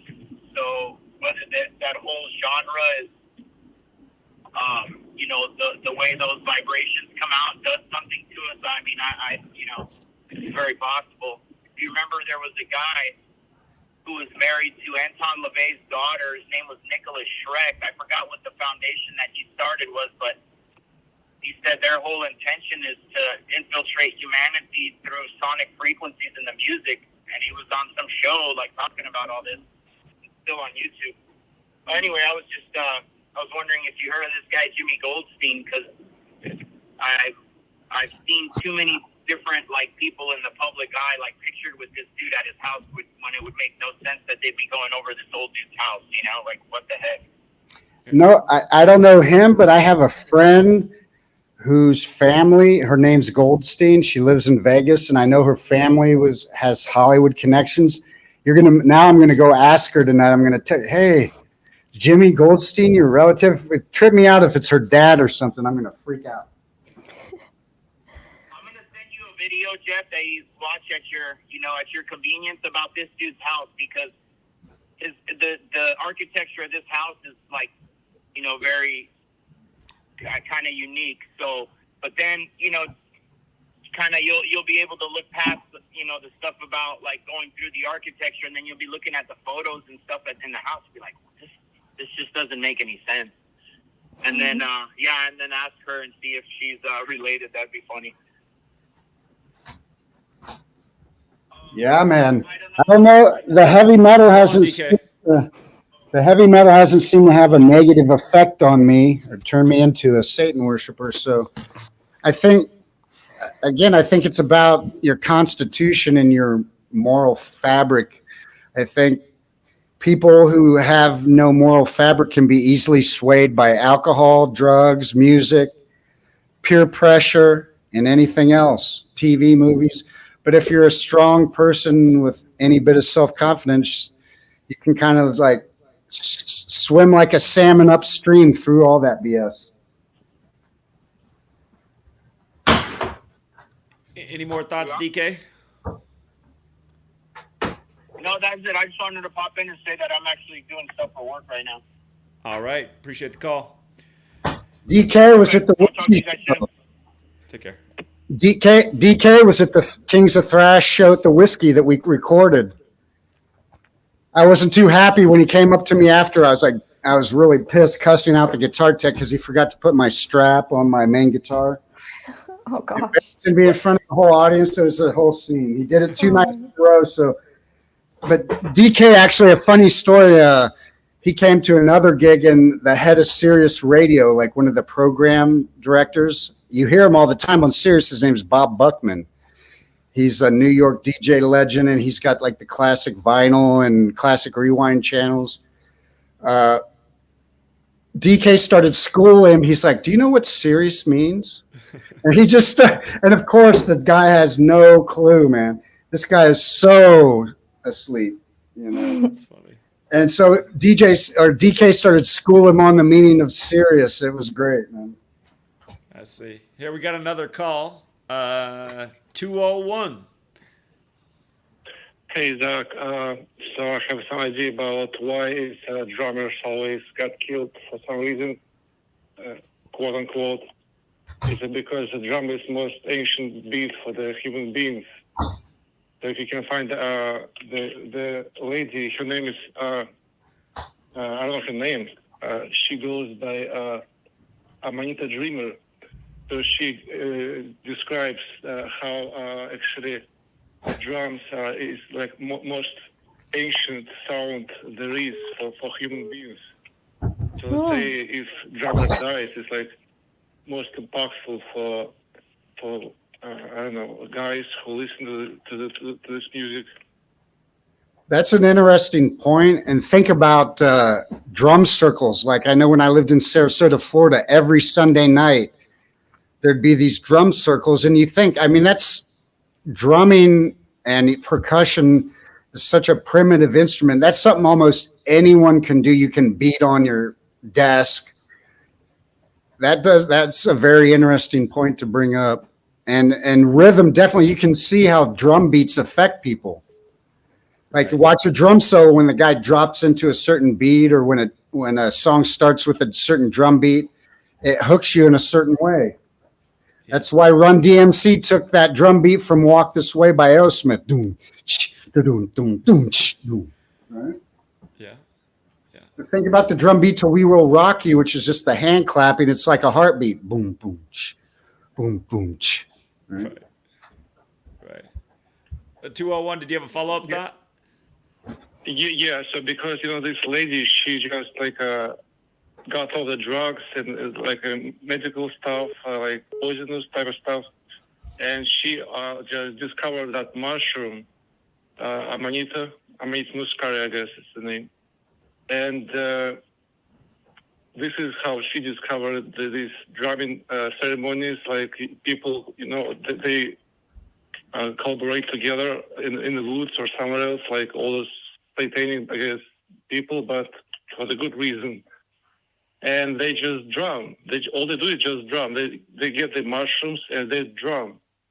So I'm asking you, maybe you, Zach, can just, just find the lady and maybe she can give you some intel on the drumming industry, I guess, or because she also a drummer. That's the point. And you can look it up. Her name is Amanita Dreamer. Okay. Yeah, and I mean, it's up to you, but I think you just can unleash more stuff. I will. I'll look into it more. What's her name again? Amanita Dreamer. Yeah, she's like she's from Georgia. Okay. Amanita Dreamer. I'm going to look it up. Yeah, because she also into truth, like to collaborate with people to just like bring it more like a outside community, So everybody's actually in real life, not in the screens, just sitting on the phones and like zombie, just staring at the phone. There's those cute tips in the ears, and there's a muzzle on. She's just all about truth. So I mean, I found her website. I will look it up. AmanitaDreamer.net. Appreciate it. Yeah, this her. You know what? Also the point, she lost her Patreon page because of her research. I so see. It's just some intel for you. So you have to move to some other place because she lost her Patreon page. Okay, I'm gonna look into it more. Thousands of subscribers, and Patreon just lost her just in a snap. Huh. All right, I'll have to look into it. So I appreciate it. I'm gonna let another person get in because I keep calling back. But thank you. Okay, later. Yeah, take care. 509. 509. Well, they kept calling over and over, then they get on and then they hang up. Okay, I don't know what that's about. But yeah, I never heard of Amanita Dreamer. Her website, she is holding up the big red mushroom. So, Jeff, meanwhile, while we wait for the next caller, are you still there? Of course. Thanks. So, have you ever Googled yourself? Not for a while. I'm sure a lot of wild stuff comes up, huh? Yeah, I'm curious what they say about you in the news. So I'm going to try to Google you right now. A lot will be Kings of Thrash stuff right now. Or stuff when I was owning Dave Mustaine in the press. You can Google the Jeff Young slams Dave Mustaine. Not a bad picture there. Shit. while you're Googling Jeff and see what's coming up, we did get a call from 954. You're on. Yeah, greetings to everybody. I know, Zach, you can only hear me because of the feedback. Question for Jeff. Do you feel that they put life insurance policies on everybody who is part of this system? I'll take the answer off the phone. Okay. Thanks for the call. Thank you. Yeah, welcome. Jeff, did you get that?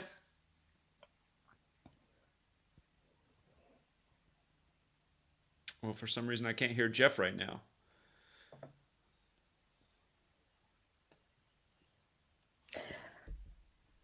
Allie, can you hear me? I can hear you, Zach. Yeah. But it seems like maybe we lost Jeff somehow.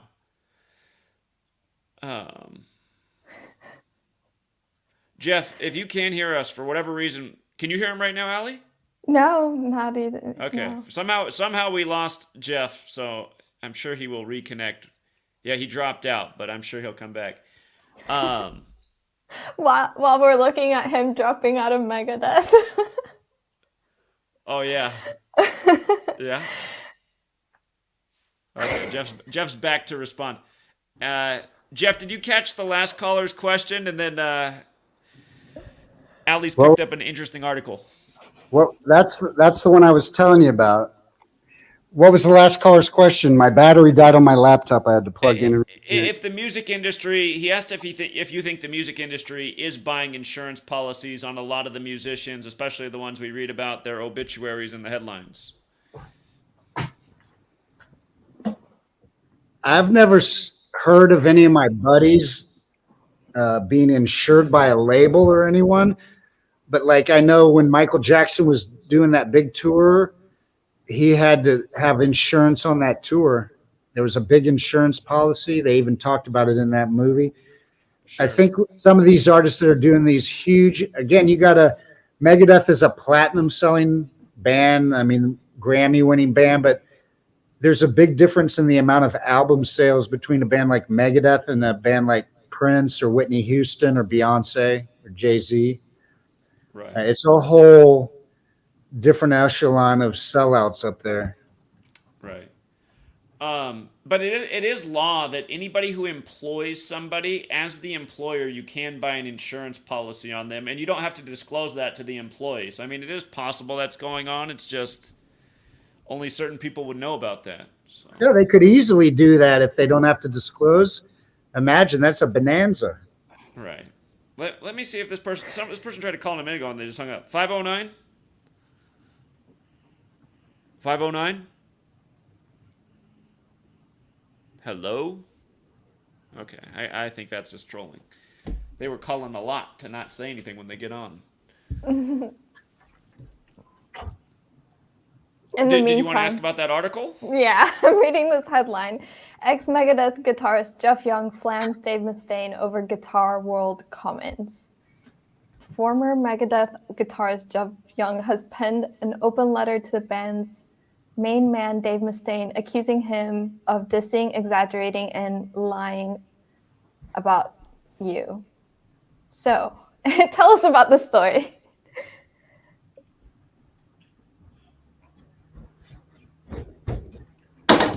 Jeff? I'm here. Hang tight. Oh, okay. That was some years back. I mean, people can keep, if you just Google Jeff Young slams, the whole music press picked that up. You can find, this was a blog I wrote on MySpace called Dave Mustaine ... Your pants are on fire. It's just a blog. You remember you could have a blog section on the right of your music player on MySpace. You could just write whatever. So that was my blog, Dave Mustaine ... Your pants are on fire.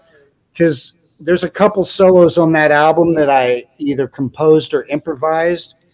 And a guitar solo to a guitarist is like, that's your composition within a composition. Right. That's your stamp. That's your statement. That's your, if I'm a gang, I'm tagging, there's my solo. That's my gematria, evidence I leave in the song that I was there. So years later, he went in Guitar World magazine and said that he sang the solos to me, like telling me what to play, when in reality, he wasn't in the studio 1 minute, not 1 second of my tracking. And throughout this, I say, what, did you come in my sleep and whisper sweet nothings in my ear? I was just basically mocking him. Sure. That's what you do to a clown like that. You mock them. Sure. See, they can mock us, but we can mock them. Okay, that's good to know. We got another call. 210. Hey, what's up, Zach? Hey. Hey, Jeff. I was wondering if you know of a guitarist, Neil Kasov? No. Who's he? Oh, he was kind of a floater back a long time ago. He played with a lot of different bands, and I just thought maybe you had heard of him. A band, one of the bands that comes to mind is the Chris Robinson Brotherhood. The lead singer of the Black Crowes. Ah, cool. Yeah. Okay, he created his own little thing, the CRB, and they did a whole little run from 2011 to just maybe 2017 or so. But Neil, he committed suicide, and I was just wondering if you had an insight on that guy. Maybe you had heard of him. He had been around. He played on, I think he was a guitarist on that song, Highway Star. Or Highway Song, one of those old gems. Oh, Highway Song by Blackfoot. That's a good tune. Good band, Blackfoot. Yeah, look how many suicides, Hold on. Go ahead, Jeff. Lots of suicides and weird deaths around musicians, man. Yeah. I don't know. Committing suicide is a pretty huge thing. It's a lot of dedication and a lot of courage or cowardness to do that. So it's just strange how many suicides that there are related to Absolutely. Even bands like It was a sad situation, man. But and it's I huge. just wanted to say, great work, Jess. Thank you. Thanks for being a part of this community. Your insight has taken a lot of us truth seekers that are really into music to the next level because of your insight, and we really appreciate you. Not the least of which that Miley Cyrus Justin Bieber photo. Woo! And stuff. That thing haunts me, man. All right, I'm going to let the next caller on. I got to run, but right, I'll thanks, talk to y'all soon, Zach. Yeah, take care. Thank you. Okay. It's fun, guys, right? I guess you didn't expect. Yeah, look at that, man. I guess the last thing we kind of got off that, but if you think of the Nirvana album in Utro, what's the image there on the cover of that album? It's Baphomet. It's a male, female with wings, which, you know, the tattoo wings is a lot of the transgenders get the wings tattooed on their body somewhere. Right. Yeah, so I mean, it's not hard. In Hollywood, they want the ultimate in the combination in your facial features of a male and a female, right? If you think back, even back into like silent movie time and Cary Grant, some of these early handsome movie stars, they've got into more weird looking people lately, but Hollywood is going to, if you're talking about farming athletes, just like they can farm athletes, they can farm actors and actresses that have that certain ephemeral look. And these younger actors that are coming up, I mean, they've had this technology in their generation. So where do you think they're coming from looking like that? That combination of male, female that you see in their features, that we never saw people that look like that back in the 70s, even early 80s. Mm-hmm. Indeed. And that's the thing that's deceptive about the whole tranny agenda, because there's a lot of different ages that it can happen. It can happen in utero. They can, you know, the castratos were the singers where they cut off their balls so they would always sing high soprano, like Mariah Carey, right? Right, yeah. Who's an obvious tranny. Look at that beast. That's a man. And think how many dudes jerked off to that monster. Gross. I just have to look up some monster you said. So funny. And look at Beyonce's mother. Like, pull up Beyonce's mother and look at that man and tell me that that man gave birth to Beyonce, which Beyonce in Hebrew means once was a he. The word once is right in there. Look at that dude. See, people, you don't look close enough. Look at that, the picture just to the left there. The top, that one, top left. Look at that dude. Next to it, just the mom by herself, on just to the right. Right. The one that says Tina Knowles. Oh, I see. I mean, there's only so much Photoshop. That one right underneath. Click that, because that's when I remember seeing, man, that's a dude. I mean, makeup can only do so much. And then you realize that's Beyonce's mom. Ugh. Boo. And then you look at Destiny's Child. That was a tranny band. If you look at the other chicks in that band, men. Okay, we got a call 413.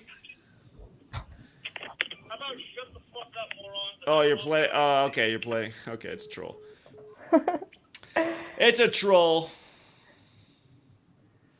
That was the most intelligent thing he could muster, and he's calling us morons. Yeah, exactly. That recording was for him.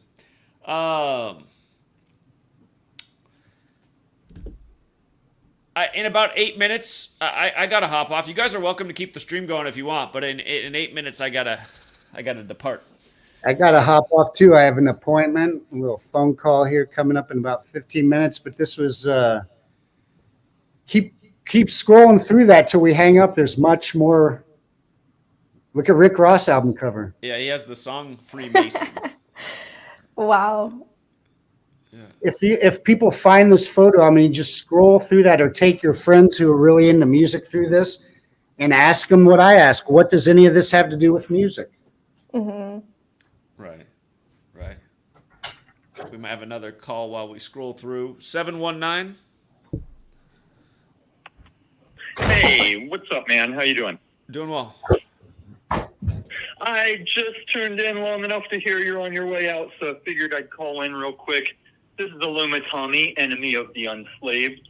And I've always been meaning to ask you, man, because I'm new to the Gematria thing. It's really caught on with me through crypto routes that seem to be using it as a way to get around non-disclosure agreements and still talk about things. But my biggest question, as this stuff blows my mind, would you see it more as a means of control or a means of deciphering? And when I ask that, it's like, when I name my child, do I secure his fate because of that name? Or how would you? There's no wrong answer. I'm just looking for opinions, you know? Can I jump on So that? here, it was in 2018. I was driving an old man to the airport, and he asked me to take him on this scenic drive in Seattle because it was the viaduct, and they were tearing it down. And he's old. He's thinking he's probably never been to Seattle and live this again. And he started just asking me what else I do besides drive for Uber. And I said, well, I've only been doing this for about a month. I said, it's a little experiment for me. And I started telling him about this work. And he goes, oh, wow. He goes, oh. He said, yeah, it's interesting. He goes, yeah, my father was a Mason, and he gave me the name Kirby because the first letter's K. And that's the 11th letter, and that's the master number. And he said, yeah, there are some people that do know about these things. And he said, it's interesting that you know about it. And he said his mother was very opposed to him being named by the numbers, but she agreed with the father that they could do the first name. So there are people in the world that are aware of the knowledge, and they are naming their children accordingly for certain purposes, whether it's just that they are celebrating numbers. I mean, you look at a lot of these athletes in the world of sports. I mean, their name is their jersey number, and it's their draft pick. And, it does seem that on a certain level that it is being used for ritualistic purposes and maybe as a way of securing the person's future plan. But and then there's other things that just work out organically. You said about crypto again. Something we showed years ago was how Satoshi Nakamoto, Bitcoin and Nakamoto both equal 45, and his birthday is the 45th.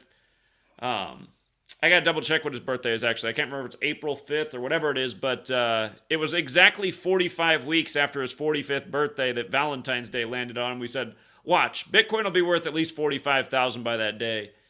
And it absolutely was. And of course, in the case of Nakamoto, you don't even know if he's a real person. But again, there is a purpose for the coding, and it does seem a way to communicate between people in the know. So, are you familiar with the Twitter by the name of Mr. Pool? The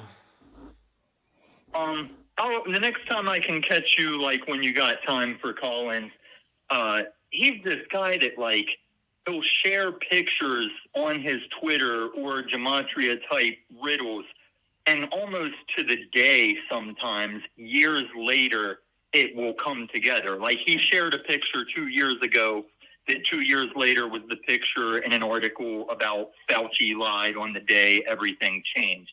And that's what's got me on this Gematria thing, more interested than skeptical, because a lot of my money's in the same type of thing that was invented at the same time as Bitcoin that seems to be the choice now of the powers that shouldn't be when we go cashless. Sure. Indeed. Yeah. All right. Well, we'll call back another time because, we are at the end of the show and want to let the guests get in the last words, but do appreciate it. Thank you. Yep. See ya. Take care. Oh my God. Sorry, not to cut that person off. That was a good question. Sorry, some images that were not safe for work just popped up. But yeah. Thanks, Zach, for hosting this, and everyone who's on live or watching this on replay. And again, thank you so much for introducing me to Jeff. It's an honor. Sure. And sounds like check out A Clockwork Orange. Jeff wants to hear your feedback. So yes, absolutely. Yeah, it is late where Allie is. She's in the other part of the world, so I think it's almost 1 a.m. there. But thanks for staying up late for us. And if you guys each got some closing thoughts, we can leave it there. I'll go first. I hope to follow up and meet in hopefully wherever is more convenient for you all not only to produce a documentary with, the three of us and anyone else who's interested in being interviewed, but also to promote and produce a gathering in public so that anyone here can join and we can all meet together. So thank you for watching, and I appreciate you all. Thank you. And Jeff, any closing thoughts tonight? Oh, I have a few. Thanks for having me in. I know it started out as your stream there, but you guys started talking to me, and I happened to be watching, so I couldn't resist calling in. Nice meeting you, Allie. My email's jeffyoungmusic@gmail.com, so write me there if you want to do another interview. Zach was mentioning as we get closer to you coming to LA. I also have my radio show kicking back up. Maybe I'll have you and Zach on my show. Who knows? But look forward to seeing you in LA and Zach in LA soon, and all the rest of the truth seekers across the Midwest. Go check kingsofthrash.com. We're coming your way. Come out and hang out with us. We're trying to meet as many people at the shows. There's VIPs every day before the shows. We meet people, sign stuff, do photos and all that. Usually an hour or half hour before doors, and then do the show. There's the dates right there, people. So if you're in any of those neck of the woods or have friends in those neck of the woods, come on out. Tell your amigos to come out, and we'll see real soon. There's Jersey for the one caller. We're playing. And where's that? Sireville? I've never even heard of that.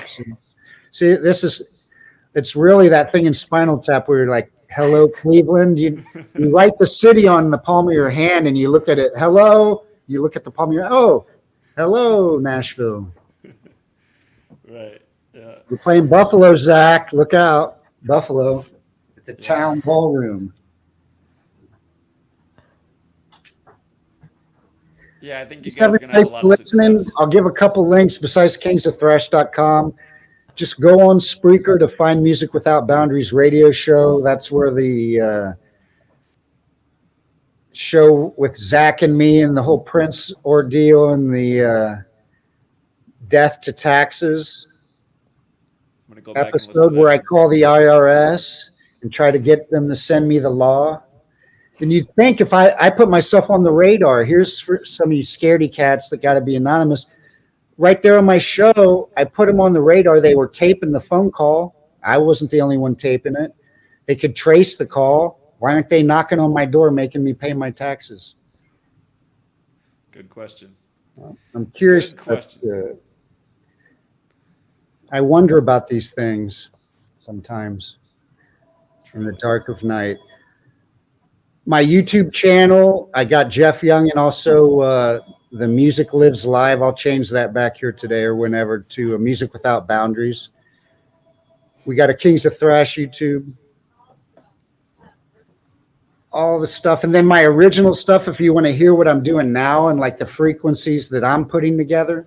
Mm-hmm. They're not in 432 tuning, so sorry, you folks. But if you go to my Bandcamp at jeffyoungmusic.live, take them there, Zach. Let them see that. That is where I'm releasing my first ever instrumental album. So there's no vocals or words to mess with your mind. There's In the Flesh. Just so weird I released that on the day. I thought that was a good day. I was doing it to mock, be funny like the 33-minute guitar solo video. But they mocked me because no one was paying attention to my single when Trump's locking down the nation. So, but you can go back in hindsight and there's 3 singles from my instrumental album right there you can listen to for free. Very cool. Got some great players on those tracks with me. Yeah, those songs are awesome. That Monsoon song's really good. Yeah. Just for the record, Allie's been navigating the screen the whole time, and she's been doing a really good job with it. So thanks, Allie. Great job. Of course, I'm a millennial. Are you guys millennials on the fringe? Yeah. I don't even know. But thank you. I better wrap it up here because I do have something to do. I would like to keep it going, but just things to do. Of course. Yeah, no, thank you, Zach, for hosting us. Yeah. Any last words, Jeff? Let me know how you love Clockwork Orange. Will do. And then on the the bookend movie you got to watch because that was when his youngest role. That was kind of his breakout role. There's a lot of MK Ultra. There's all kinds of stuff in that movie. It's gonna mind melt you that they were putting that in movies back then. But then on the bookend, watch American Satan because that's just a couple years ago that he did that, and it's exactly about what we're talking about. A rock band.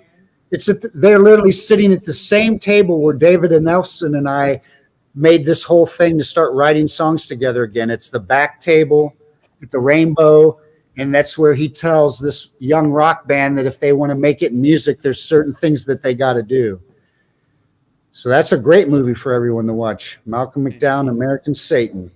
Yeah. All right. Recommendation. Thank you. I wrote it down. All right. Well, thank you both. Appreciate you guys coming on. Glad you connected and look forward to the next collaboration. And again, make sure you guys, right now I have all the links for Ali's stuff in the video description. I'll update it with Jeff's too. I'm glad Jeff became a part of the show. That wasn't planned, but it was a great addition. And again, they have been on the screen the whole time, but I will put all the links in the description of the video. And again, please support their channels. Please subscribe. And if you're going to be in town where Jeff's coming through, go see a show. Jeff loves to meet the truth seekers. So, Ali, you got to write me on Gmail. I gave you my address so you can let me know how you like those movies. I want your reviews. I will do. Thank you, Jeff. And thank you, audience, for watching. We hope to meet you all. all right. Have a good rest of your evening or your day if you're D26. And until next time, Truth Seekers. Thank you. Thank you. Thank you very much.